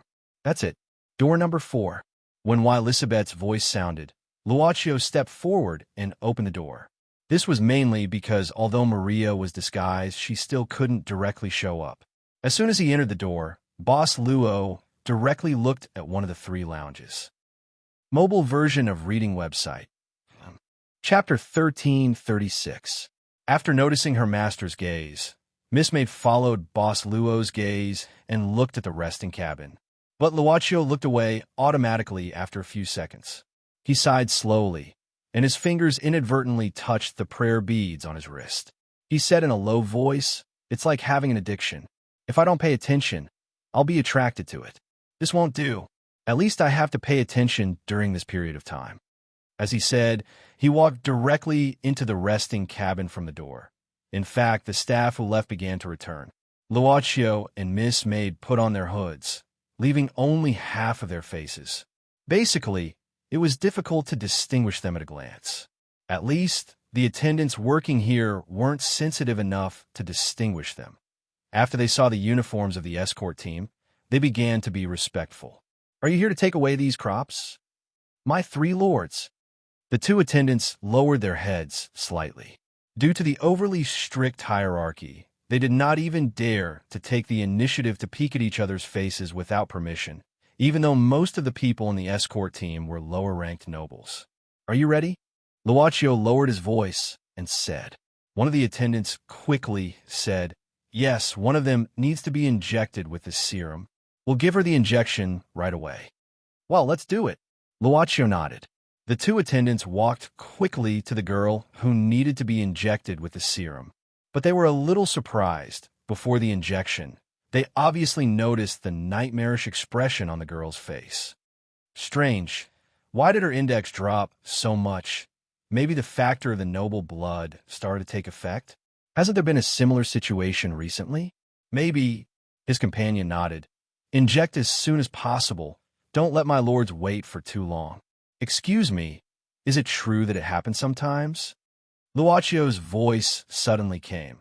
He couldn't help but laugh at himself in his heart. Perhaps it was because he had always been trying to preserve his nature, but at the same time, he couldn't help but preserve his human nature. How nice. Hearing this, one of the attendants didn't stop and continued to inject the serum. The other attendant replied respectfully, "Yes, but as long as the serum is injected, everything will be fine very quickly. Moreover, we are now using a new type of serum vaccine, which was recently developed. It can increase the resistance of crops to infection." Infection. Luaccio still didn't know what the so-called infection meant, but he didn't plan to spend money to buy it. So he nodded and asked casually, "Infection, is it really that serious?" Perhaps it was because the subordinate noble was more easygoing. The attendant didn't think much and said directly, "Yes, it's better now. We can control it. Some time ago, it was really a disaster. Infection was like a human plague. It directly broke out. I heard that when the outbreak was at its peak, nearly 30% of the crops in the 13 families' farms were infected. They either committed suicide or went insane, so they couldn't be used by the nobles at all. They could only pick out some that still had the ability to move and send them to the configuration field for mating." Luaccio nodded calmly and said casually, "Have you guys studied the cause of this infection?" At this time, the attendant who injected the serum had finished his work and said with a serious face, "We studied this infection at the first moment, sir. After all, we have to maintain the freshness of the crops at all times." Luaccio smiled and said, "Then tell me your opinion. I also want to hear your research. Maybe this was just a chat while waiting, or maybe it was a kind of investigation by the nobles." The two attendants quickly realized that this might be an opportunity. If they could be valued by the nobles and become their personal attendants, they could naturally get out of the current situation. Even if they were only the personal attendants of the lower nobles, they could still be much higher than the ordinary attendants. It was probably from a third-class servant to a second-class servant. They almost rushed to answer. "This infection is caused by the original worldview of the peak crop. Sir, you should know that the higher the level of the crop, the more complicated the cultivation process is. From the moment they are born, they will be cultivated strictly according to the preferences of the nobles. The farm will cultivate them according to various settings. We all know why the blood of the high-level crop tastes so good. That's because during the cultivation process, they have been written into the important person's feelings. Only this kind of wholehearted devotion to the superior nobles can allow the nobles to feel the long-awaited taste of the first blood when they eat. After all, the superior nobles may no longer be able to find their first target to suck blood from." "What nonsense are you talking about? Do you think the sir doesn't know?" The attendant beside suddenly interrupted. "I don't know at this time." The one who interrupted ignored his companions who worked in the same room and agreed to fight for everything. He directly interrupted and said, "In general, what is needed is something called the happiness index. Of course, sir, you also know what this is. So the next part is the main point. According to my observation, after the infection, it starts from the happiness index directly. At first, we all thought that it might be some kind of external thought transmission. But later, after careful research, we found that the crop's happiness index drop was not because of the impact of the thought. They directly felt fear, or it should be said that they were deprived of happiness index. They couldn't feel any happiness from the dedication. It felt like they were abandoned and then fell into a kind of closed loop. Basically, once the closed loop is completed, it can't be opened and can only become a waste. The source, Luaccio said casually. His eyes inadvertently looked at the hibernation cabin at the beginning. We really don't know the source. The attendants shook their heads. After all, each farm often exchanges crops. Maybe it's cross-infection or the mutation caused by too many hybrids. However, we have developed a new type of serum that can offset the side effects of the noble blood factor to a certain extent and also increase the index of crops. Although this will affect the life of crops, after all, they only need to harvest until they are 18 years old. Priority to ensure the privileges of the nobles, Luaccio said suddenly, from the production model of crops to the final mating. It's really like colonization. The attendants had to be silent. Crops were actually no different from slaves in the colonies. The upper nobles would squeeze out all the value of enslaved people. It didn't seem to be wrong to apply it to economics. The formula of capitalist equals vampire unfolded in a vivid way inside the castle of the Toridu clan. Thank you for your answers. Boss Luo smiled at this moment. You let me know so much. It's our honor to serve you, sir. The two attendants quickly responded respectfully. Can we take them away? Luaccio shook his head. We're about to miss the time to leave. Immediately. We'll wake them up immediately. At this moment, watching the two attendants start to wake up the three boys and girls, Maria, who had been standing behind Boss Luo, and Miss Maid suddenly said in a low voice, I've always known about the existence of farm, but I didn't expect that the nobles of the 13 families would be so perverted. Character setting, dedication, to raise humans as their closest kin, and then wash away their blood. What a bunch of lunatics. Following Maria's words, Miss Maid suddenly said, Miss Balaclava, I remember when I went to your laundry in the morning, you seemed to have said that you bought a batch of farm, true blood, and made a lot of money. Maria automatically omitted the word balaclava. She shook her head at this moment and said, rather seriously, I thought we don't do business with those blood traffickers. Luaccio smiled at this moment.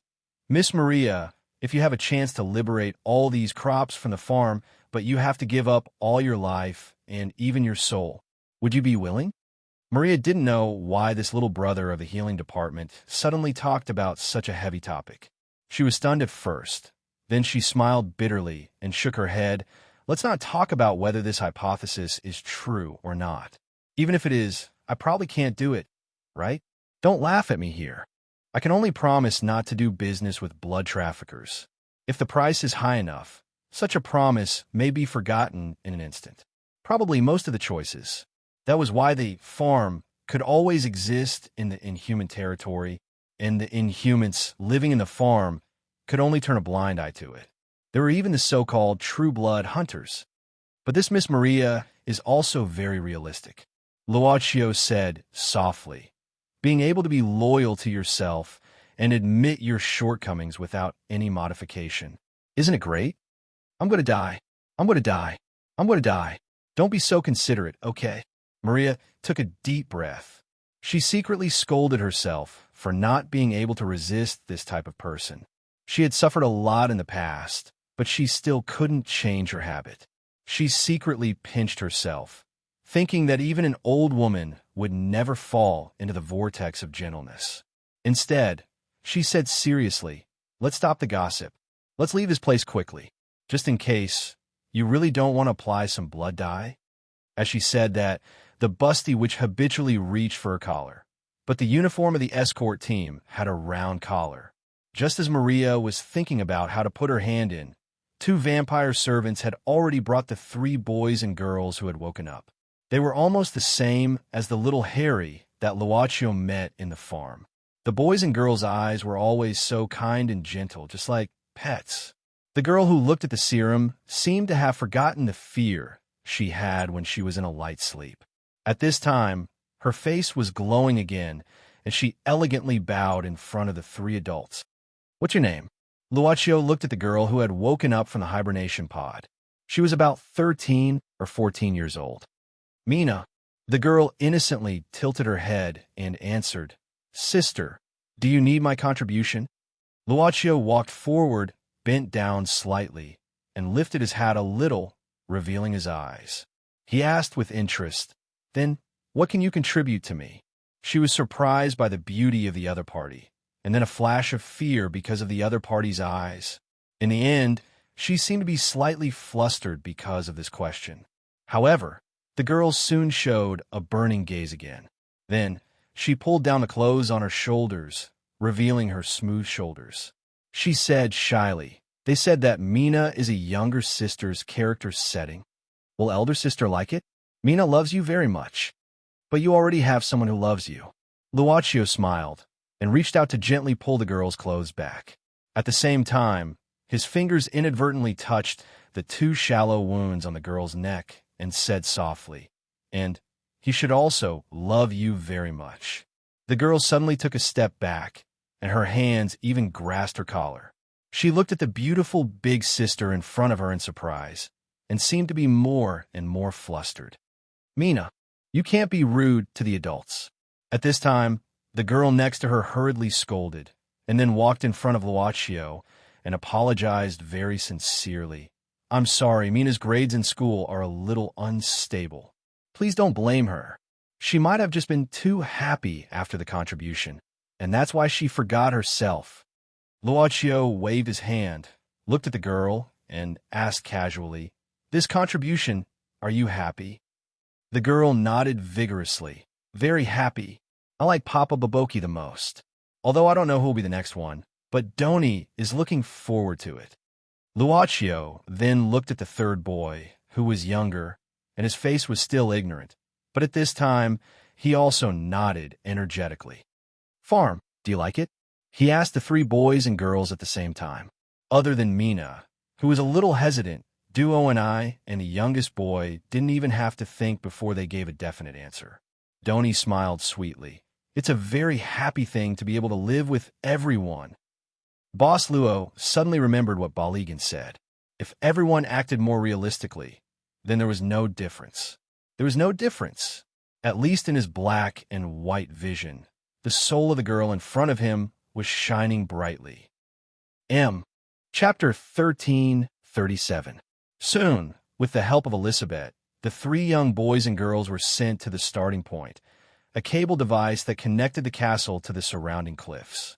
On the huge hanging basket, there were already many young people waiting, but in front of the device, in addition to the members of the escort team, there were also several guards from the patrol team. They seemed to be checking something. "Brother Luaccio, don't worry. I have a way to make them not notice anything for the time being." Elizabeth's confident voice suddenly sounded. In fact, the boss and Miss Maid didn't have anything to worry about. Luaccio was just participating in the process of doing this kind of thing. Success or failure, for him, was an experience. But Maria was different. The mask was the most important thing. Although she had a human face painted on it, it was just an act of self-comfort. "You three, hurry up and send them here." At this time, in front of the device, a female vampire who seemed to be the leader of the escort team hurriedly shouted. Probably because there were patrol guards here, she seemed to be particularly serious. Maria soon found that even though these guys had noticed her, they didn't seem to feel strange because of her strange appearance. What's wrong with them? Maria couldn't help but wonder. Probably an ability similar to consciousness interference, Miss Maid said casually. Consciousness interference. Maria was stunned, then quickly reacted, and then she was secretly shocked. The vampire girl was still in a room of the castle at this time. Not only did she detect along the way, but she also communicated with her mind all the way. Now, she could even interfere with consciousness interference from a distance. What an omnipotent ability. Elizabeth's voice sounded again, but it seemed to be more strenuous. "I now let them feel that they are seeing someone they know, but it can't be maintained for too long, so you have to hurry up. Hurry up." The voice gradually became intermittent. It seemed that in such a short time, the vampire girl had seriously exceeded her burden to interfere with so many members of the escort team and patrol guards at the same time. "It's still too difficult if it goes on like this." Jean Louis, who was hiding and silently observing all of this, bit at this time, and then quickly let out a frightened scream. "Ah, who are you? It's not good to come over. Why would I do something so risky with so little return?" Jean Luoyuel lamented, and then began to quickly flee from her hiding place. The reason why she didn't leave immediately after arriving at their destination with Luochio and the others was to prevent any special situation from happening. It was the last line of insurance. The expression of the guards in front of the cable device changed slightly. Because of this, the captain of the guards said directly, "Quick, send the crop away. Let's go and take a look. It might be the guy who broke into the castle today. Hurry up." Yes. Amidst the chaos, the remaining crops were quickly sent into the gondola, and the members of the escort team also caught up. Luochio and the other two lowered their heads and successfully sat in the gondola. The device was also activated immediately. Seeing this small group of patrolling guards hurriedly returning to the castle, and the vampire escorting the team seemed to be concerned about what was happening and had no time to observe the companions beside her. Maria slowly breathed a sigh of relief. "Thank you so much this time, Miss Vampire," Maria hurriedly whispered. She knew that Elizabeth could hear her. "Wait a moment. After you get off the gondola, leave from the forest on the left. That place has just been patrolled, so there won't be any danger for now. I can't maintain contact with you if you go further away. You must be careful." "Thank you, Elizabeth. You've helped us a lot." Luochio also thanked her in a low voice. Hee. This was the little girl's slightly shy laughter. Then her voice sounded in Luochio's ears again. "Brother Luochio, can we still meet? Can I come to you in the future?" Maria didn't seem to hear it. Miss Maid, the block perception hadn't been activated by the boss yet, so she didn't seem to hear it. Probably this was a private conversation.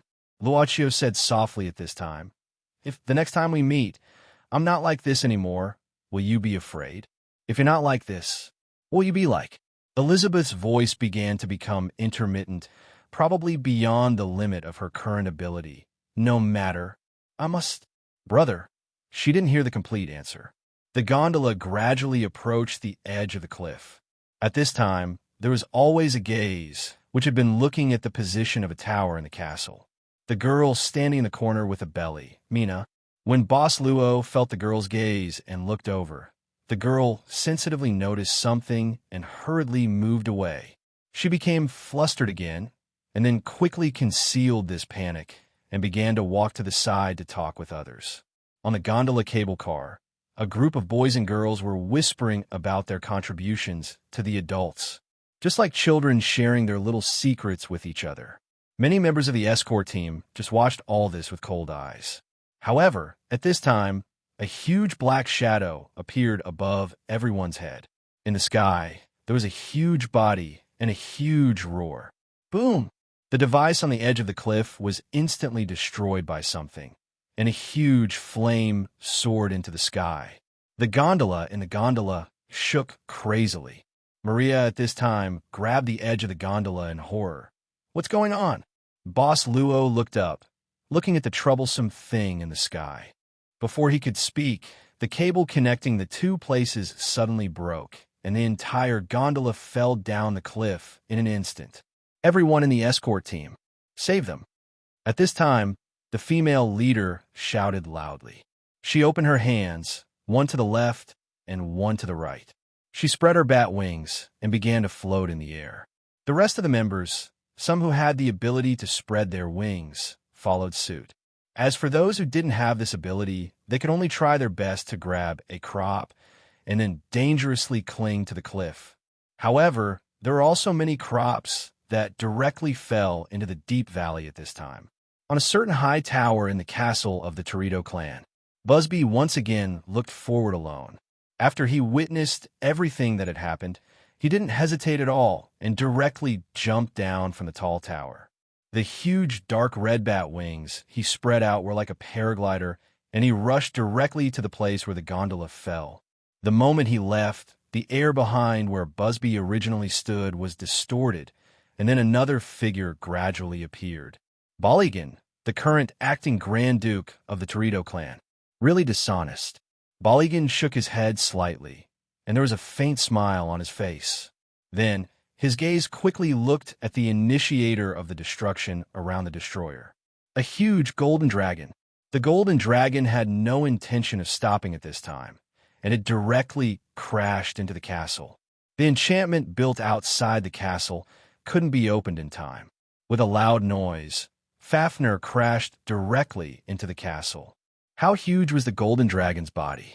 With such a huge crash, even this castle that had been painstakingly built for many years was directly destroyed without any enchantment protection. Several towers were broken at this moment, and the east wing of the castle began to collapse. Baelgang's face was slightly ashen as he watched what happened in this instant. At the same time, a figure jumped down from the back of the golden dragon at the moment it crashed into the castle. Then, with a slight cushion of his legs, he landed steadily in front of Baligan and successfully landed. "Yo, Baligan, long time no see." "Ha ha." Kaloya waved his hand and boldly greeted the acting Grand Duke, who had an ugly expression on his face. He hadn't seen him for a long time. "Although I thought that you would be the first to arrive. After all, you have been this impatient for so many years." Baligan narrowed his eyes at this time, but even with my imagination, I really didn't think that you would appear in this way.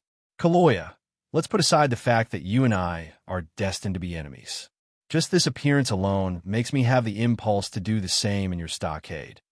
What are you afraid of? You have plenty of money." Kaloya didn't care at all. "If this castle is broken, just build another one. My stockade is made of mud, bricks, tiles, and wood. It's like a slum. For a great noble of the 13 clans like you, it will only lower your status if you go there. It's better not to go. Of course, during the reconstruction, I don't mind sending you some labor. We don't have anything else, but we have great strength, and labor is also very cheap." Baeligan slowly heaved a sigh of relief. Then, he looked at the destroyed place and the giant dragon that was stuck in the castle and began to struggle frantically. He frowned. What exactly happened? This, if I'm not mistaken, should be the last golden dragon living in the unsetting sun forest? Yes, it's the only child of old Fafnir. Kaloya squinted his eyes and smiled at this time. "Speaking of which, during the war, old Fafnir was tricked by you and died after withstanding an attack from the demons. This time, his descendant crashed into your castle. What do you think? By the way, on the way here, I have taught this junior a good lesson." Baligan said expressionlessly, "I'm asking why it became violent." At this time, Kiraloya looked around and asked, "Where's the real Grand Duke of your Toridu? Don't you plan to wake up after such a big commotion? Or is it that decades ago, after the Grand Dukes of the 13 clans caused chaos to the legendary Erex, they actually suffered more serious injuries than what the outside world said?" Baligan said indifferently, "The sacred blood ritual is about to be held. How can the Grand Dukes be distracted by such a trivial matter?" Kaloya thought for a while. Then the radio wave finally connected with Baligan. He frowned and said, "Then the matter of you looking for me, you didn't tell him? Let's not talk about this first." Baligan let out a breath and said seriously, "Kaloya, I've also notified the others.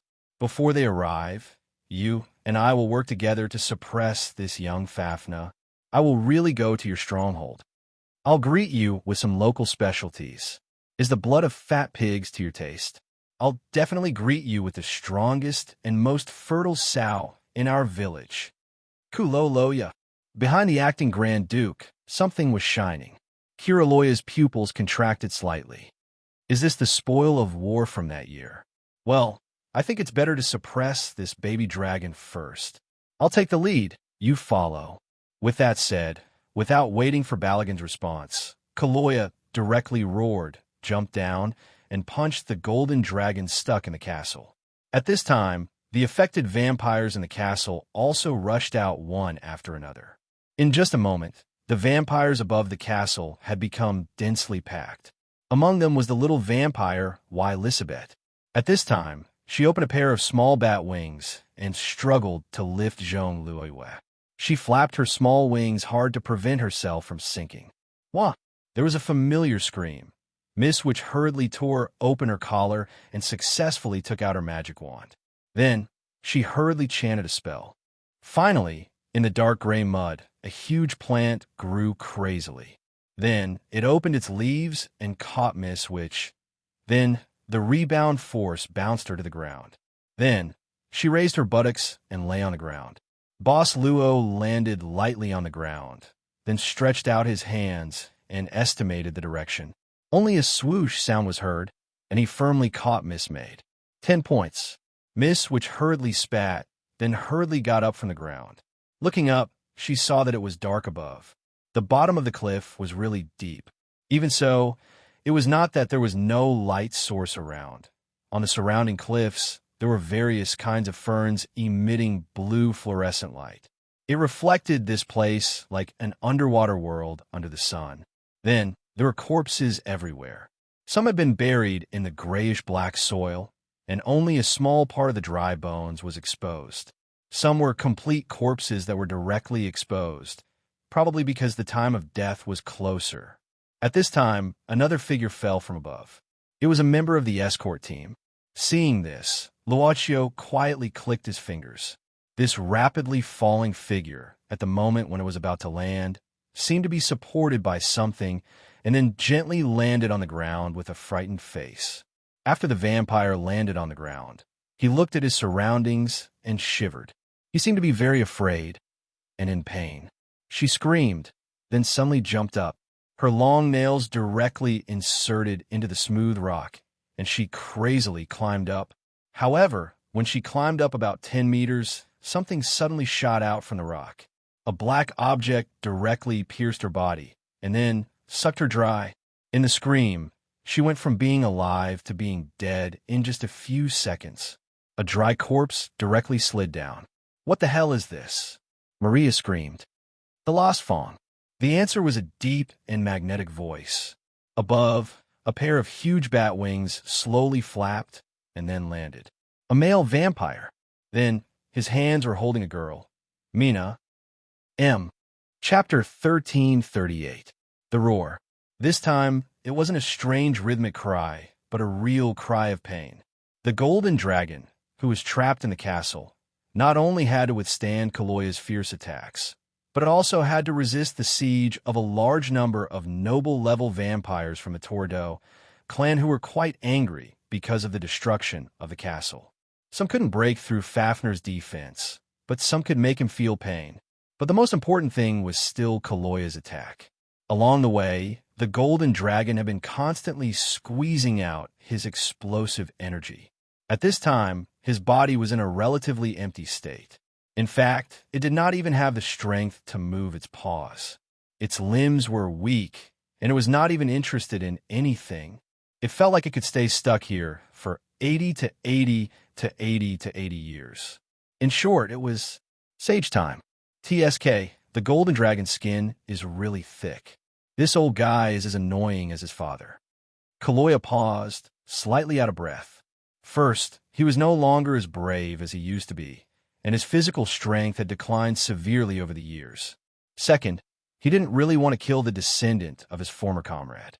Being able to destroy the castle of the Tordo clan was already beyond his expectations. Although they had fought together 100 years ago, the hatred between the vampires and werewolves obviously didn't fade away because of that. After the war 100 years ago, all the inhuman clans signed a truce agreement to rest and recuperate. However, after 100 years of silence, the damage of that year had almost recovered, and the inhuman clans had long been surging in the dark. The inhuman domain seemed to be a paradise for the inhuman, but that was only the feeling of the new generation. As for the actual situation, the old generation of the war 100 years ago naturally wouldn't say it casually. "Young Fafnir, if you've woken up, then cooperate with me and find a chance to leave." Taking advantage of the chaos, Kaloya quietly sent a message to the motionless golden dragon. "Otherwise, if you really wake up one of the 13 Grand Dukes who is sleeping here, even you won't be able to bear it if the whole Tordo clan cooperates, right? Besides, after destroying the castle so recklessly, you shouldn't have much physical strength now. right? Fafnir really wanted to say that as a peerlessly beautiful golden dragon, retreating like this would greatly ruin its perfect image. But it seemed that the words of the head werewolf made some sense. That damned Kelowna Shinryu. It never thought that a Shinryu from the east would do such a shameless thing. How unladylike.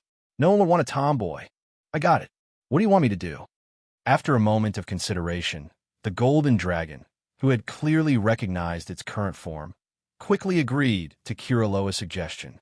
I'll cooperate with you, legendary hero. Besides, your strength surprises me. You're a very outstanding male. The charm of a male is so dazzling on you. Lord Kiroloa, please allow me to address you as such. Is this generation's golden dragon so easy to talk to? Kaloya was startled. In his impression, this dragon's father was very arrogant back then, as if he was the #1 expert in the world and was insufferably arrogant. Since that's the case, then you do this and I do this and I do this. Understand? Understood. By the way, Lord Kiroloa, are you really in your twilight years? But I can't see it at all. The lines of your muscles are so good. How did you do it? You just need to exercise more. While paying attention to Bailey's attitude and the gazes of so many vampires, Kiroloa didn't have the time to think carefully about the strange question of this young Fafnir. Don't talk nonsense. Do as I say. So manly. At this time, a huge airwave erupted from Kiroloa's body, instantly breaking the formation of a large number of vampires. Then, with a mighty momentum, he desperately attacked the golden dragon. At the same time, he thought, did this guy's head get smashed by me when he came here? Rumble. At this time, Fafnir, who had recovered a bit of physical strength, let out a timely roar. This legendary hero's punch directly worsened the situation of the Torito clan and the castle that was in danger. Half of the city wall had disappeared, and cracks had appeared on the other side of the wall. At this moment, a violent wind blew, and a golden whirlwind rolled up from Fafnir's side and rushed into the sky. The crumbling half of the castle finally couldn't bear it and directly disintegrated. Dust billowed, and the battle in the golden whirlwind couldn't be seen, but must be extremely tragic. However, the acting Grand Duke of the Torito clan looked more and more terrible at this time. On purpose, this old wolf in his twilight years definitely did it on purpose. A cold light flashed in Bailey's eyes, and then he snorted coldly and waved his palm gently. Something seemed to flash behind him and disappeared in an instant. However, the raging golden whirlwind calmed down in an instant. After the whirlwind stopped, Kiroloa flew backward as if he was blasted out by something. As he flew, he shouted loudly, "This guy's skin is really tough. Let me fight with him for another 300 rounds. No need. Bailey snorted coldly at this time. I don't want the foundation of this castle to be destroyed by you. Let him go. Isn't this your idea? Kiroloa. You know me best. Kiroloa laughed. Of course, this conversation was not heard by the other vampires. Bailigan heaved a sigh of relief at this time. He looked at the entire exposed part of the castle that had turned into ruins and couldn't help but raise his eyebrows. No matter how good his temper was, he couldn't be relieved that the place he lived in was torn down like this. At this time, Bailigan said calmly, "It's a pity that this place is no longer suitable for greeting people. Otherwise, if you came from afar, I would definitely greet you properly." At this time, the golden dragon had disappeared. Bailey didn't seem to know this at all. He smiled and said, "Do you want to wait for the others to arrive? Or do you want to know something about them?" Kiroloa glanced at the huge abyss below the mountain, then waved his hand and said, "My brain isn't working well. You can tell me now. Otherwise, when everyone is here, I won't be able to get a word in edgewise. You better do your homework first." "I don't believe you." Bailey smiled slightly, more gentle than when he was a dormitory supervisor in the farm. "Then this way, please. I should be able to clean up a place to talk." They slowly descended into the ruins of the castle, while Elizabeth was still trying to flap her small bat wings. If only Moon could be gentler, she thought at this time. But Jean Louis didn't notice why Elizabeth's thoughts at all. At this time, her mind was full of the battle scene, especially the battle between Kiraloya and the Golden Dragon. Although the magic of the inhuman territory had reached the peak of her knowledge, it had been peaceful. She couldn't help but feel that she had just gone to a foreign place. But this level of battle, inhuman, for the first time, she clearly understood the real meaning of this term. That bastard said that money was also a very powerful superpower. Compared to this, money was just like waste paper. All of a sudden, she started to look forward to her first transformation. However, the third daughter of the Zhong family subconsciously ignored problem. Since the headquarters of the Chorito clan had been destroyed so horribly, it seemed to be a problem whether they were still willing to help her transform in a short period of time. Slowly landing, when her feet touched the ground, Zhong Luoyue suddenly felt a heavy weight on her shoulder. It turned out that while Lisabeth directly lay on her body, gasping for breath. "Moon, why don't you eat less recently?" The vampire girl said pitifully at this time. "Oh, okay. What did you say?" Under the strange blue light emitted by the algae, the male vampire holding the girl, Mina, slowly landed. The moment he landed, he seemed to be a little unstable. But after he insisted on putting Mina down, he suddenly knelt on the ground. It turned out that there were more than 10 terrible wounds on his back. "Brother." The girl Mina was very anxious at this time. Looking at the wounds on the male vampire's back that kept bleeding, she seemed to be a little at a loss of what to do. But the wounds on Busby's back began to heal quickly because of the powerful self-healing ability of vampires. The wounds quickly shrank and then began to close. With the help of Mina, Busby stood up again. Even so, his face was much paler than the average vampire. Mina began to carefully wipe Busby's face. Looking at his appearance, it seemed that when he came down, he had gone through a terrible battle. Luochio and the other three quietly watched until Mina finished cleaning Busby's messy appearance. Maria clicked her tongue and was greatly amazed. What kind of godly appearance was this? Although the 13 clans were basically full of handsome men and beautiful women, this one in front of her was really too beautiful. Miss Witch couldn't help but sneak a peek at Boss Luo next to her, and then wailed again. These two, what kind of godly combination is this? And of course, Master Prismatic Pansy was also a beauty that couldn't be ignored.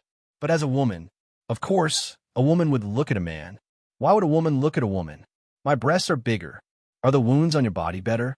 Luochio's voice broke the silence between the two sides.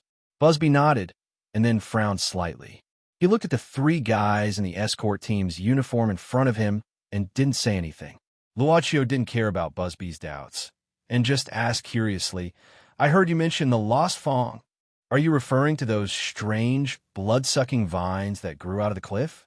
You were attacked too, right?" Busby glanced at Mina, and the girl understood at this time, so she helped him slowly walk in.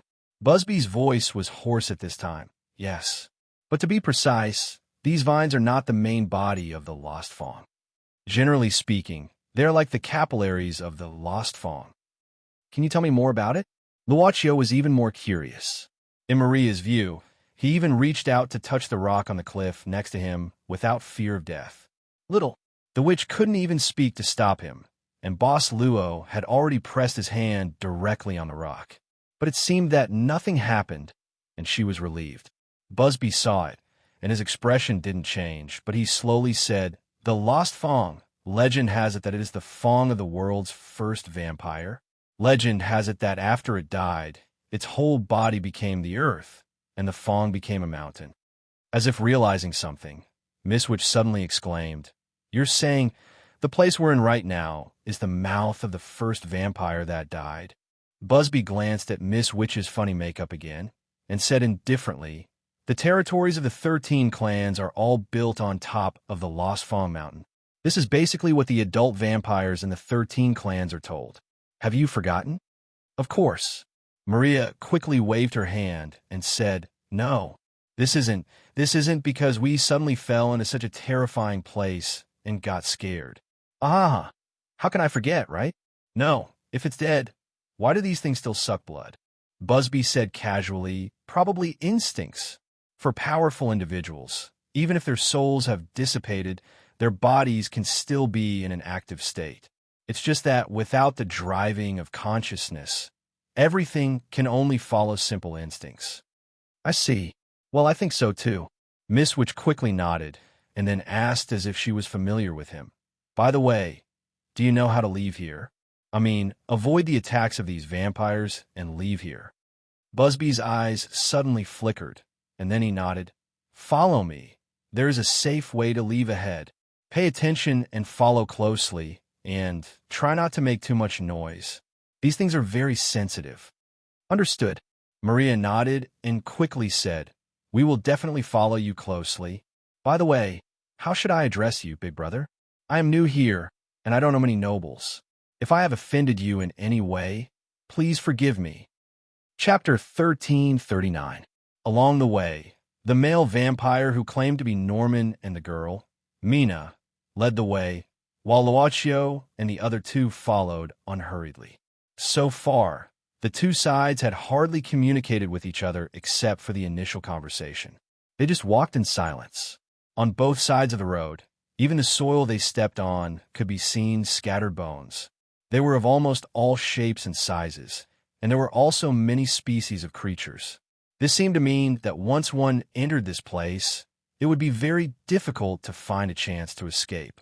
A gust of chilly wind blew past, and when it passed through the huge crack, it made a humming sound, as if some kind of creature was growling. Maria couldn't help shivering. She wrapped her robe tightly, then quietly approached Luaccio and Miss Maid, whispering, Do you feel that this Norman is strange? Luaccio didn't ask why, but asked, Miss Maria, do you see anything? Miss Witch said solemnly at this time, This place always gives me the creeps. You saw how the vampire died just now, right? Moreover, she showed that frightened expression. I think this place is probably a taboo place in the 13 clans, at least in the Torito clan. Luaccio nodded slightly, indicating that he agreed with Miss Witch's statement. Maria frowned at this time. But have you thought about it? This place is so dangerous. Normally, people shouldn't get close. But this Norman doesn't seem to be particularly afraid. And don't you find it strange? Why does he know the way out? Since he knows the way out, it means that he has been here before. Luaccio smiled slightly. This is the bottom of the castle. It doesn't seem strange that he has been here before. That's right, but I always feel that something is wrong, but I can't tell what it is.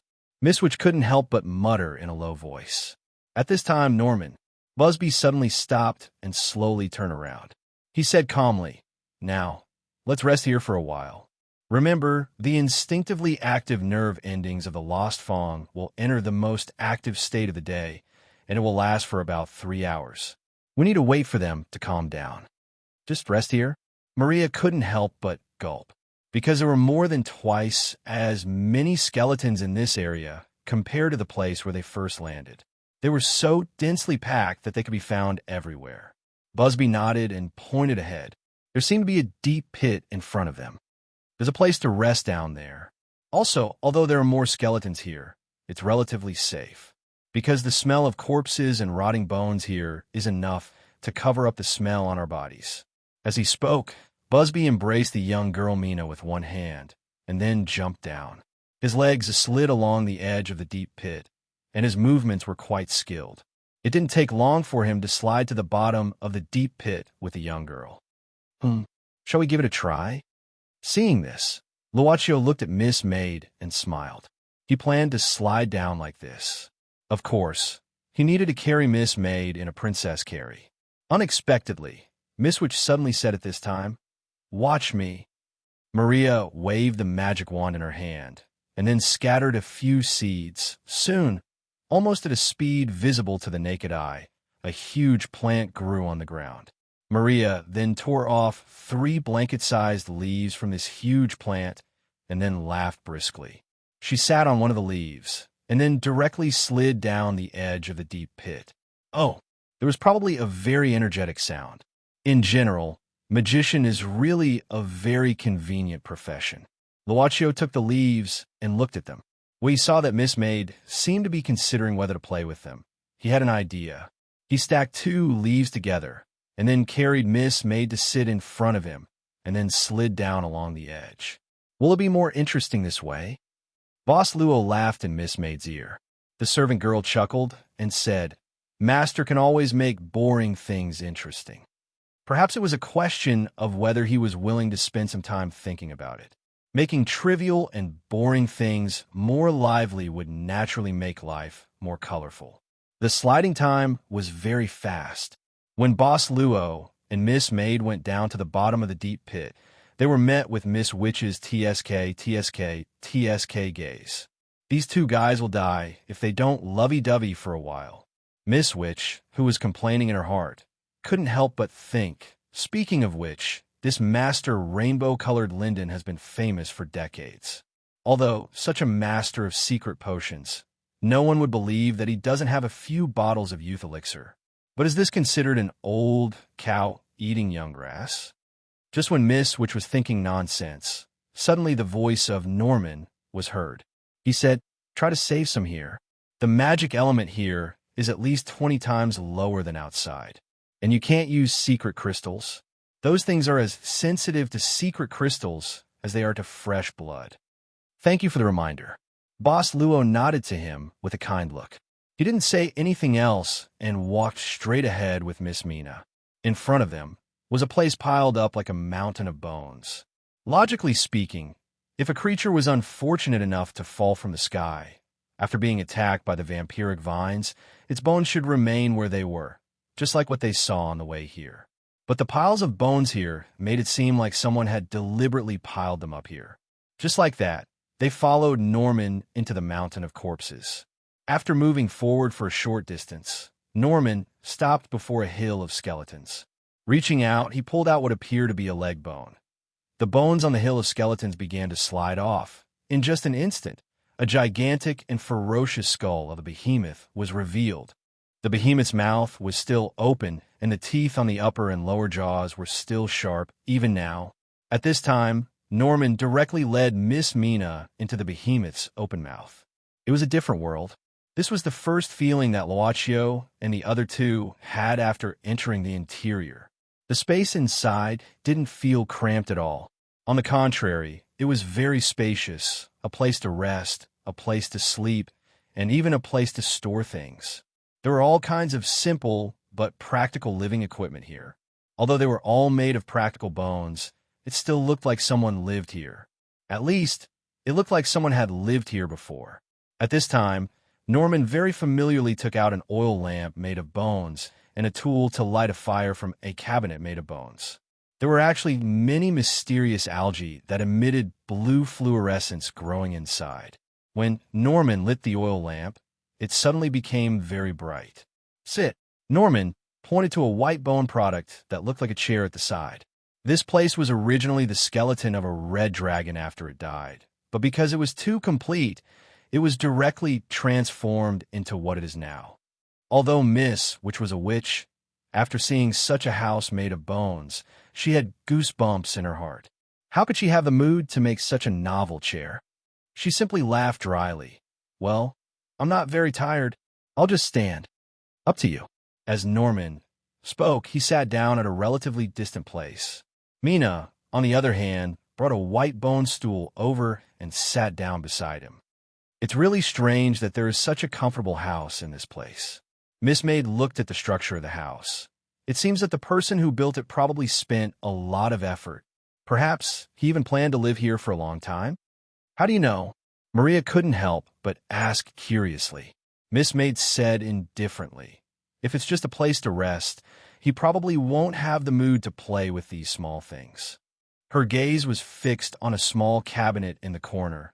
On the upper level of the cabinet, there were many small toys, handicrafts carved from bones, and even a vase. And on the lower level, there was some tableware, of course, also made of bones. At this time, Norman also looked at the cabinet and slowly said someone did live here in the past, and he lived here for a period of time. Who would live in such a damn place? Miss Witch couldn't help but open her mouth. Norman said indifferently, although it's dangerous here, as long as you can figure out the pattern of the nerve endings activity, it's actually a very safe place. At the same time, No one comes here to disturb you. If the person who lived here before didn't like the outside world, then there's nothing strange about it.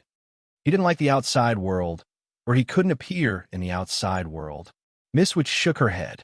Obviously, she also noticed something, and when she looked at Norman, her expression was a bit strange. You, Norman said expressionlessly. Once, there was a large-scale escape in farm. Some humans in farm were unfortunately trapped in this place in the process of escaping. Actually, there are many similar houses here. This is just one of them. While Boss Luo listened, he had already picked up a bone carving on the cabinet and was playing with it. Hearing this, he asked curiously, "What happened to this batch of humans?" Norman said some people died in the hands of Lost Fong. Some couldn't stand the loneliness here and chose to commit suicide. Some lived here, but gradually, because of the lack of food, they couldn't survive for too long. Finally, among the crops that escaped to this place, some of them felt that returning to the farm would be better than living here. So they secretly escaped to the farm behind everyone's back and told them the secret of this place. Needless to say, you should be able to figure out the rest. Miss Witch said, "Hiss. The clansmen must have brought people here and captured all the humans here. No wonder you're so familiar with this place." Norman only stared at Miss Demonis for a few seconds, until Miss Demonis was a little frightened, afraid that she had exposed herself somehow. He suddenly said, "Keep quiet from now on. In about half an hour, those things will start to wake up. They're sensitive to sound." As he spoke, Norman closed his eyes as if he was resting. As for the young girl, Mina, she didn't seem to be afraid at all. She leaned on him and slowly fell asleep. "There's still half an hour. Can we take a look around?" Boss Luo asked in a low voice at this time. Norman opened his eyes and frowned, but he didn't speak. Luochio smiled slightly and said, "Because it's rare to come to this place, I feel that it's a pity if we don't take a good look. Of course, we'll come back when it's time." Norman just took a deep look and closed his eyes casually. He didn't refuse or agree. "Thank you." Luochio nodded, then looked at Maria and said, "Do you want to go or stay here?" I'd better go with you." Miss Witch thought for a while, but she didn't want to stay here alone and face this strange Norman. Fog City. The terrible disaster that happened last night didn't leave any traces, at least the destructive traces. The rain had erased the memories of ordinary people, but there was still a lot of evidence left behind because of the products of technology. It became the most inexplicable and strange thing that people were discussing this morning.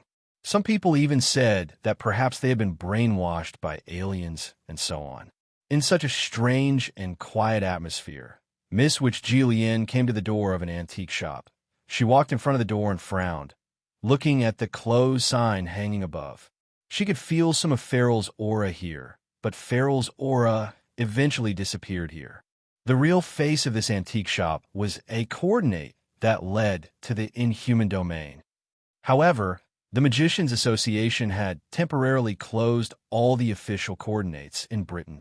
So, this place continued to do the normal antique business. Miss Witch took a deep breath, then ignored the closed sign, directly opened the door, and walked into the antique shop. There was only one clerk, and he fainted directly on the ground. Of course, a shelf on the side had collapsed, and many antiques were scattered on the ground. Miss Witch couldn't help but shake her head. She probably knew what Farrell did after coming here. This old thing suddenly ran to the inhuman domain. What is he doing?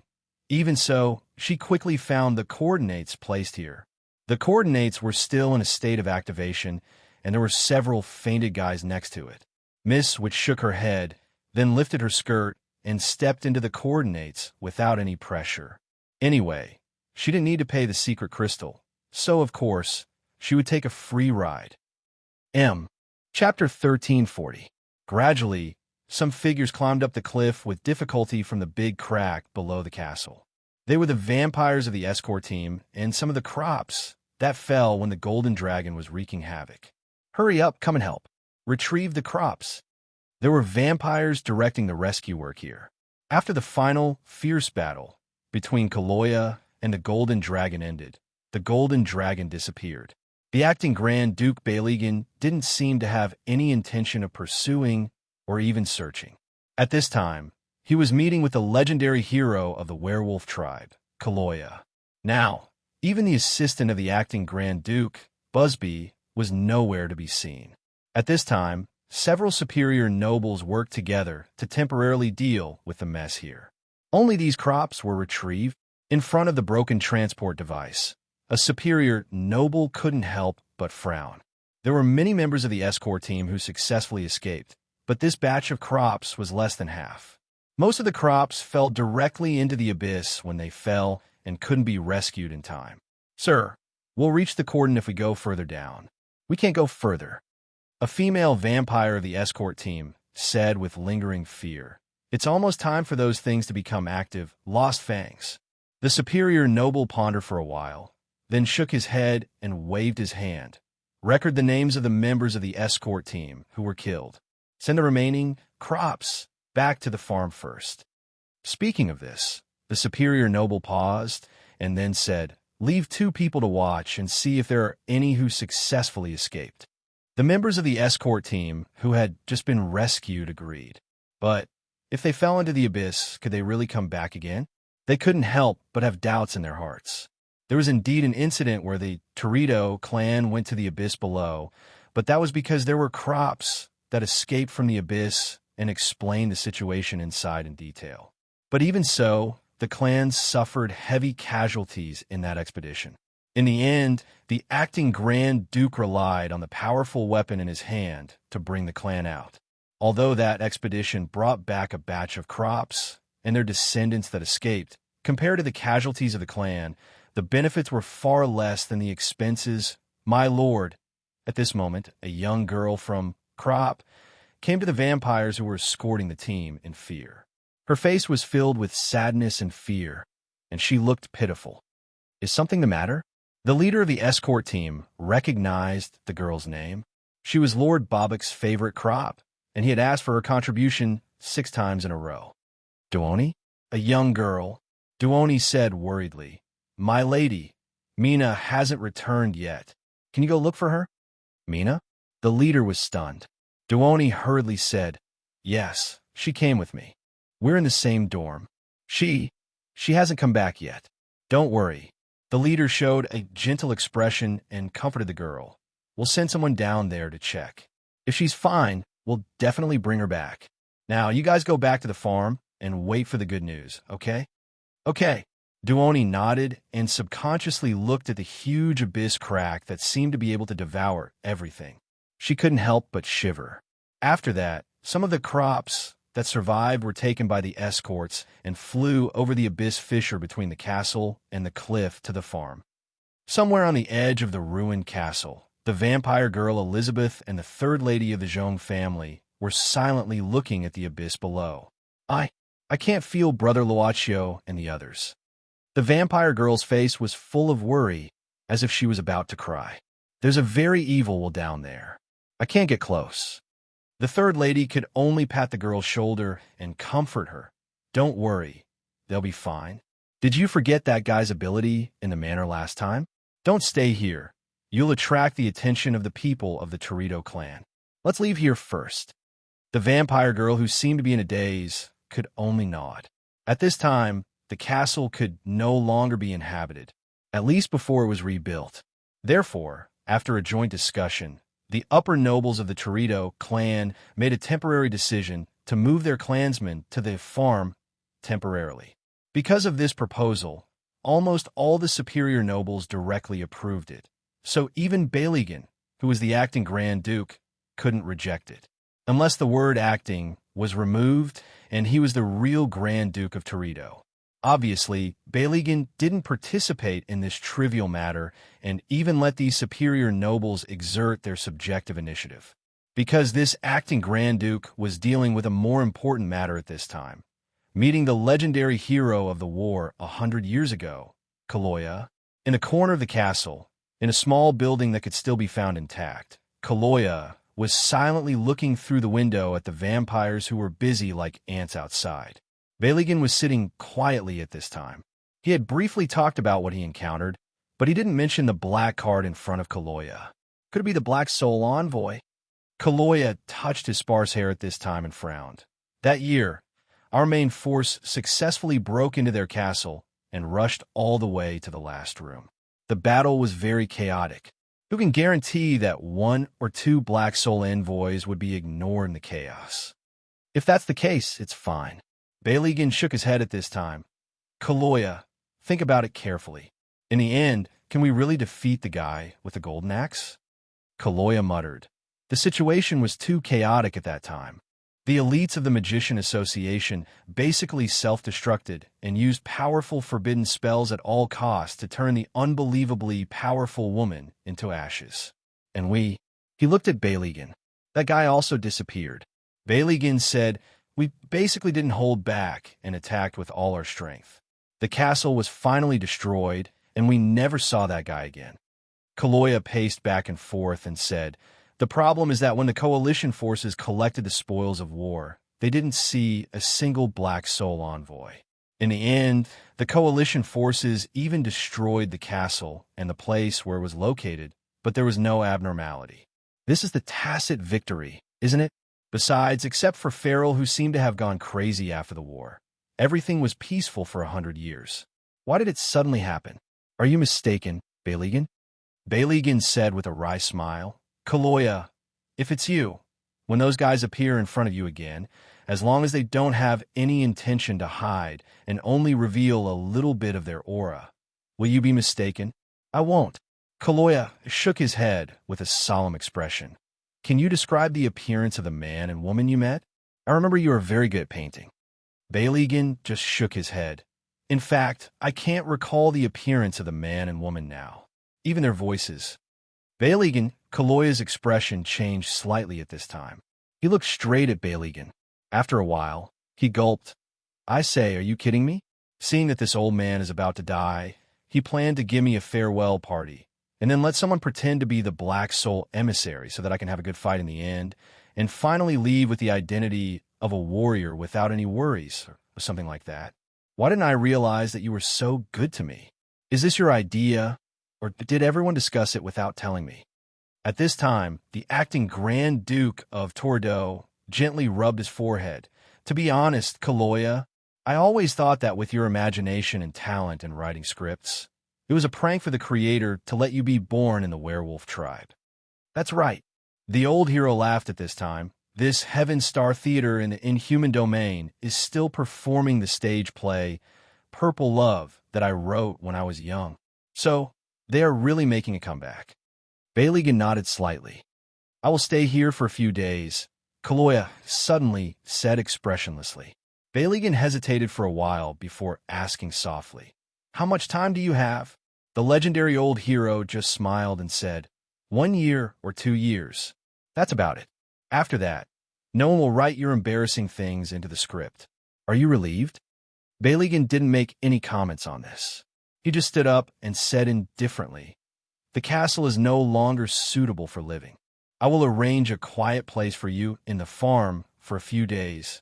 As for the specific matters, let's discuss it again when they are all here. Kaloya leaned against the wall and picked his ear. Here is fine. The wind is cold, the water is cold, and the scenery is good. Your farm smells too much. I'm not used to it. It's up to you. Balegan said indifferently. However, you have to find the food yourself. We don't provide ordinary food here. Oh, my inspiration is emerging like spring water. Kaloya shouted with an exaggerated expression at this time. Ah, the image of a vampire prince granddad is already vivid in my mind. He may need a male-on-male love story. Balegan slammed the door and left. Seeing this, Kaloya smiled slightly and looked at the afterglow of the sun outside the window. Suddenly, he took out a quill pen and a handbook from his clothes. After dipping the quill pen on the tip of his tongue, Kaloya opened the handbook and began to write something. He whispered to himself, In the end, will there really be a battle? The ending of my life. I say, how about we don't go too far? Corpses and bones were piled up everywhere. In this huge mountain of bones, Miss Witch was constantly paying attention to the movements around her in fear as she made a suggestion. In fact, they were only 100 meters away from the hiding place led by Norman. As Norman said, this was the hiding place of a group of humans who escaped from the farm. In addition to the residence built with the corpse of the red dragon, Boss Luo also found several similar residences along the way. These residences were also hidden among the skeletons. They needed to search carefully to find their entrances. There are still 20 minutes left, Ms. Maria. Luocio smiled slightly. Smiles could always make people feel at ease. Ms. Witch, who had no immunity to such smiles, sighed and looked up. Under the dim light of the magical algae everywhere, the rocks on both sides of the abyss above seemed to gradually show a rather strange dark purple color. Previously, were these rocks also of this color? Maria asked subconsciously. Purple. Luocio also looked up and thought for a while. It should be red. Red? Ms. Witch couldn't help but be stunned. Miss Maid looked at Ms. Witch at this time and said indifferently, "It's a mixture of primary colors. The surrounding algae emits blue light, Ms. Maria Hood. Could you remove the hood?" Ms. Witch finally chose to hide this strange surname. "Let's go back. I feel a little creepy around here." Just as she spoke, ugly vines began to wriggle from the rock wall above. They were like crawling snakes, slowly spreading down along the rock wall from above. If one looked carefully, one would find that these vines were like blood vessels, contracting and expanding regularly. "Didn't you say there are still 20 minutes left?" Maria's voice trembled at this time. Boom! At this moment, about 10 meters away from them, a pile of bones that was several meters tall suddenly exploded. A huge thing that was as thick as two people suddenly shot out from the ground. Instead of calling it a vine, it would be better to call it a giant sandworm. At its front end, there was a round mouth filled with sharp teeth. F***CK. At this moment, Ms. Witch didn't care about her feminine modesty. She quickly reached in her collar and kept taking things out, but it seemed that she didn't find anything useful. Miss Maid naturally walked a few steps forward and blocked in front of Boss Luo. She turned her palm outwards, and a bunch of black flames quietly came out. "Wait!" Luocio suddenly held Yuye's wrist at this time. As he spoke, he saw something falling rapidly from above. It seemed to be a figure. In an instant, this rapidly falling figure directly hit the huge vine, and even hit the thick vine. Boom! The falling figure finally smashed into the ground, raising a large amount of mud and dust. At the same time, the fluctuation also loosened the surrounding piles of bones, and the bones began to fall down. In the dust, only a coughing sound was heard. It seemed to be a woman's voice. Chapter 1341. Miss Witch was still rummaging through the private goods hidden in her collar, but she still couldn't find anything useful. But at this moment, a coughing sound came from the place where the dust rose, and a figure gradually walked out. Where is this place? It was a beauty that was difficult to describe with words. Even though she was somewhat disheveled and her face was stained with a lot of dust, it still couldn't hide her beauty. If she could clean herself up, to what extent would this beauty reach? Maria couldn't help but ponder for a moment. She believed that there was an upper limit to beauty. Once it reached a certain level, such as the upper limit of the definition of beauty, it was very likely that it would be more or less the same. For example, she couldn't tell who the beauties on the internet were. To remember dozens or even hundreds of thousands of names with the same face was simply mental pollution.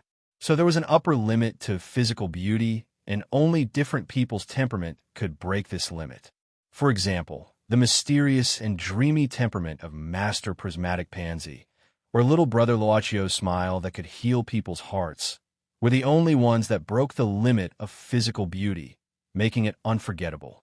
Admittedly, this slightly disheveled beauty also had an indescribable special temperament, but it seemed to be different from the typical vampires. Miss Witch's hand was still in the position of reaching into her collar, and then she stared straight at the beauty who slowly walked out. Beauty? Fafnir frowned slightly, and first looked up, seemingly a little surprised, and then began to look at the three people in front of him. It didn't matter, but once it saw the golden dragon with a special fetish, its gaze was somewhat fixed of course, even this fixed gaze was still very elegant. There's actually someone more beautiful than me in this world. At this moment, the golden dragon's thoughts were almost stagnant, as if it was difficult to wake up from this shock. Just like that, it silently looked at the three people in front of it. "Excuse me, did you encounter any difficulties?" It was Boss Luo who took the initiative to open this silent situation. He seemed to be getting better at opening up discordant atmospheres. The moment he opened his mouth to speak, Fafner's pupils suddenly shrank imperceptibly. I saw it. I saw it. It was just a short moment, but with the golden dragon's super eyesight, it really saw it clearly. In that almost perfect neck, when it spoke, it moved slightly a man's, Adam's apple. Oh my God, not only she's as beautiful as me, but also the same attribute as me? In a vast sea of people, how could there be such a wonderful encounter? Oh, this is the feeling of his heart. Only he can understand me. This kind of gentle gaze that seems to be able to accept Isis's heart.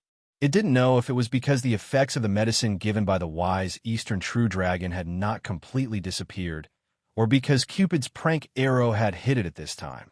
But for a moment, he was in a dilemma. On the one hand, it was a hero who had displayed his masculine charm to the extreme.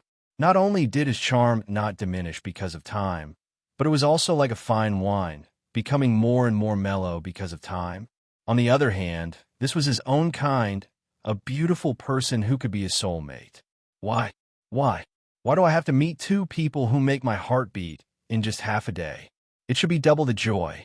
But why do I have this kind of trouble? This fellow, could it be that he injured his head when he fell down? It had been a while since Boss Luo spoke, but the beautiful person in front of him didn't answer.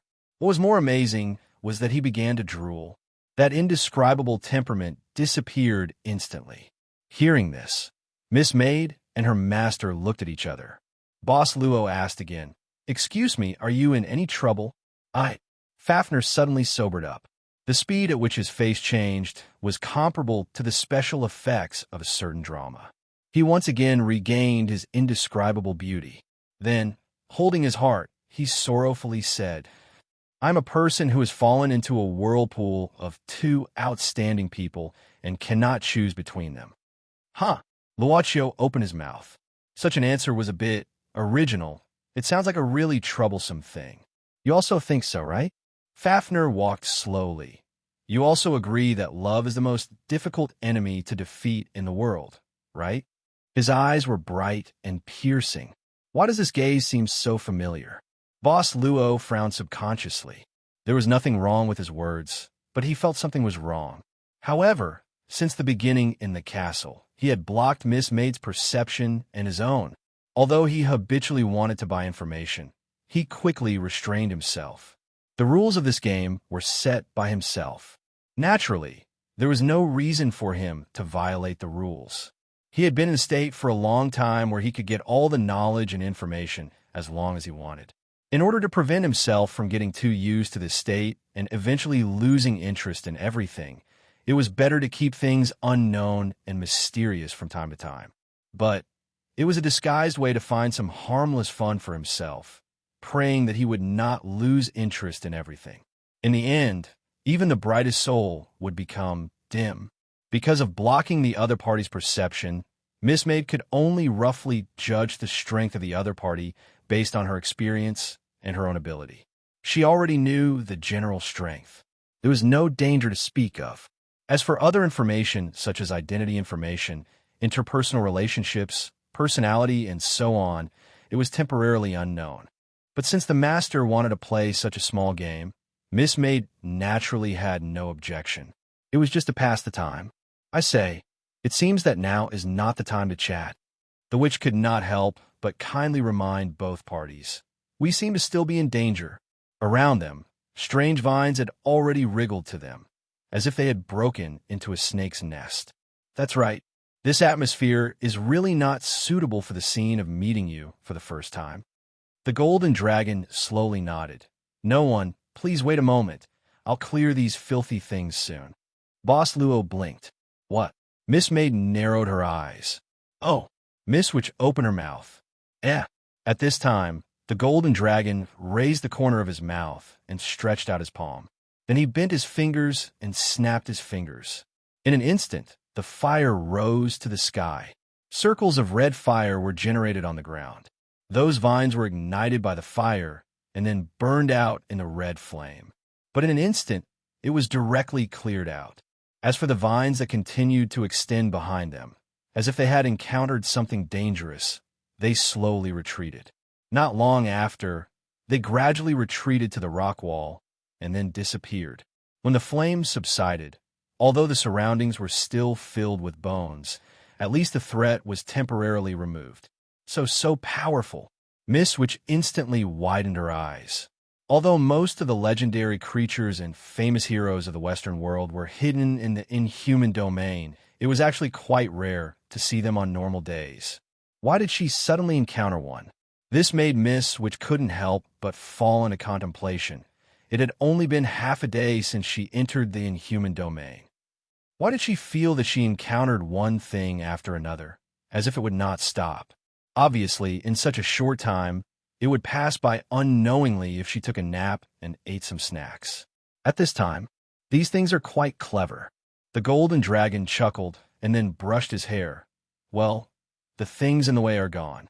We can have a deeper conversation. Beauty. Luaccio. Boss Luo said politely, "This is my name.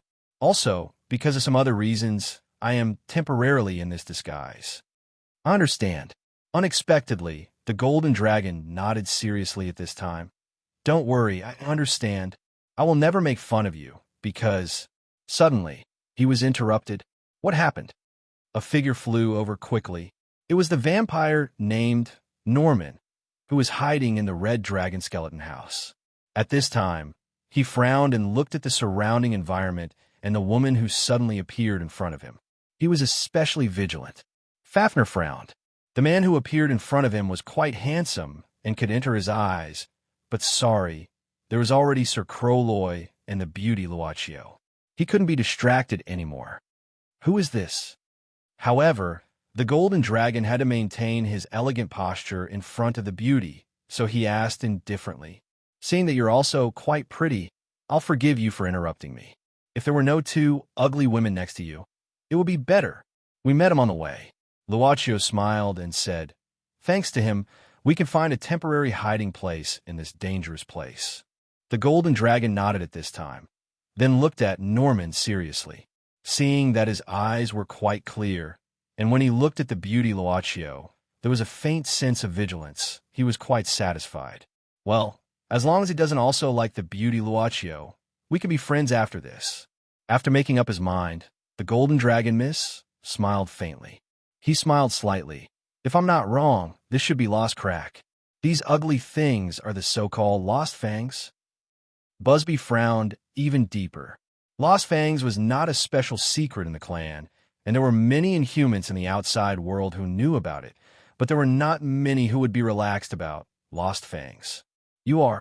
The golden dragon lifted his skirt at this time and introduced himself with a flirtatious posture. Nice to meet you. My name is Milo. Beauty, if you can call me Milo-chan, that would be even better. Milo.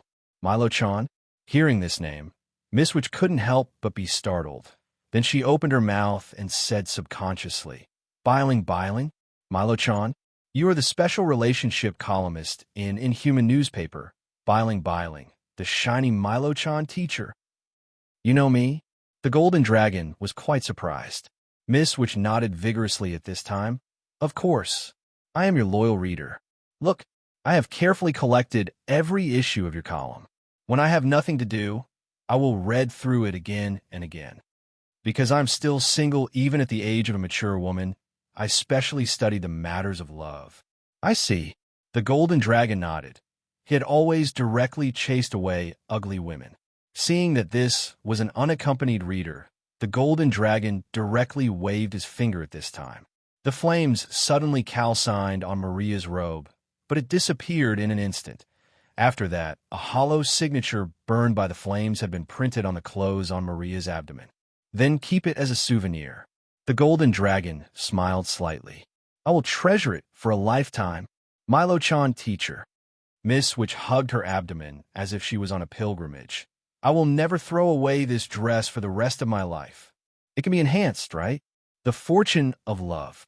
This is Milo-chan teacher's autograph. If there's nothing else, let's go back first. Norman suddenly interrupted everyone at this time. Those things are about to reach their most active time. If you don't want to trouble yourself, don't continue this kind of chatter. Boss Luo nodded, then looked at Miss Maid and smiled. Then let's go back. Then he naturally held Miss Maid's hand. After greeting everyone, he followed Norman's footsteps and walked toward the house with a red dragon skeleton. Miss Witch, who was about to catch up, looked back and saw her idol Milo-chan standing there as if she had been petrified. Her whole body was trembling, and she looked stunned. Milo-chan teacher. Milo-chan teacher. Miss Witch walked to her side at this time and hesitantly patted her shoulder. Teacher. The golden dragon was suddenly shocked, then stretched out his finger and pointed ahead with trembling fingers. What is their relationship? Lovers? Miss Witch subconsciously said, don't mention this lovey-dovey couple. I can vomit from all the PDA I've eaten today. Teacher, let's talk about Pisces' love luck this week. Teacher, I always feel that my love this week is not going well. Teacher? Teacher? Lovers. The golden dragon suddenly sat on the ground at this time, lowered his head, and said to himself, oh, is this a test for me? I've never tried to snatch someone's love.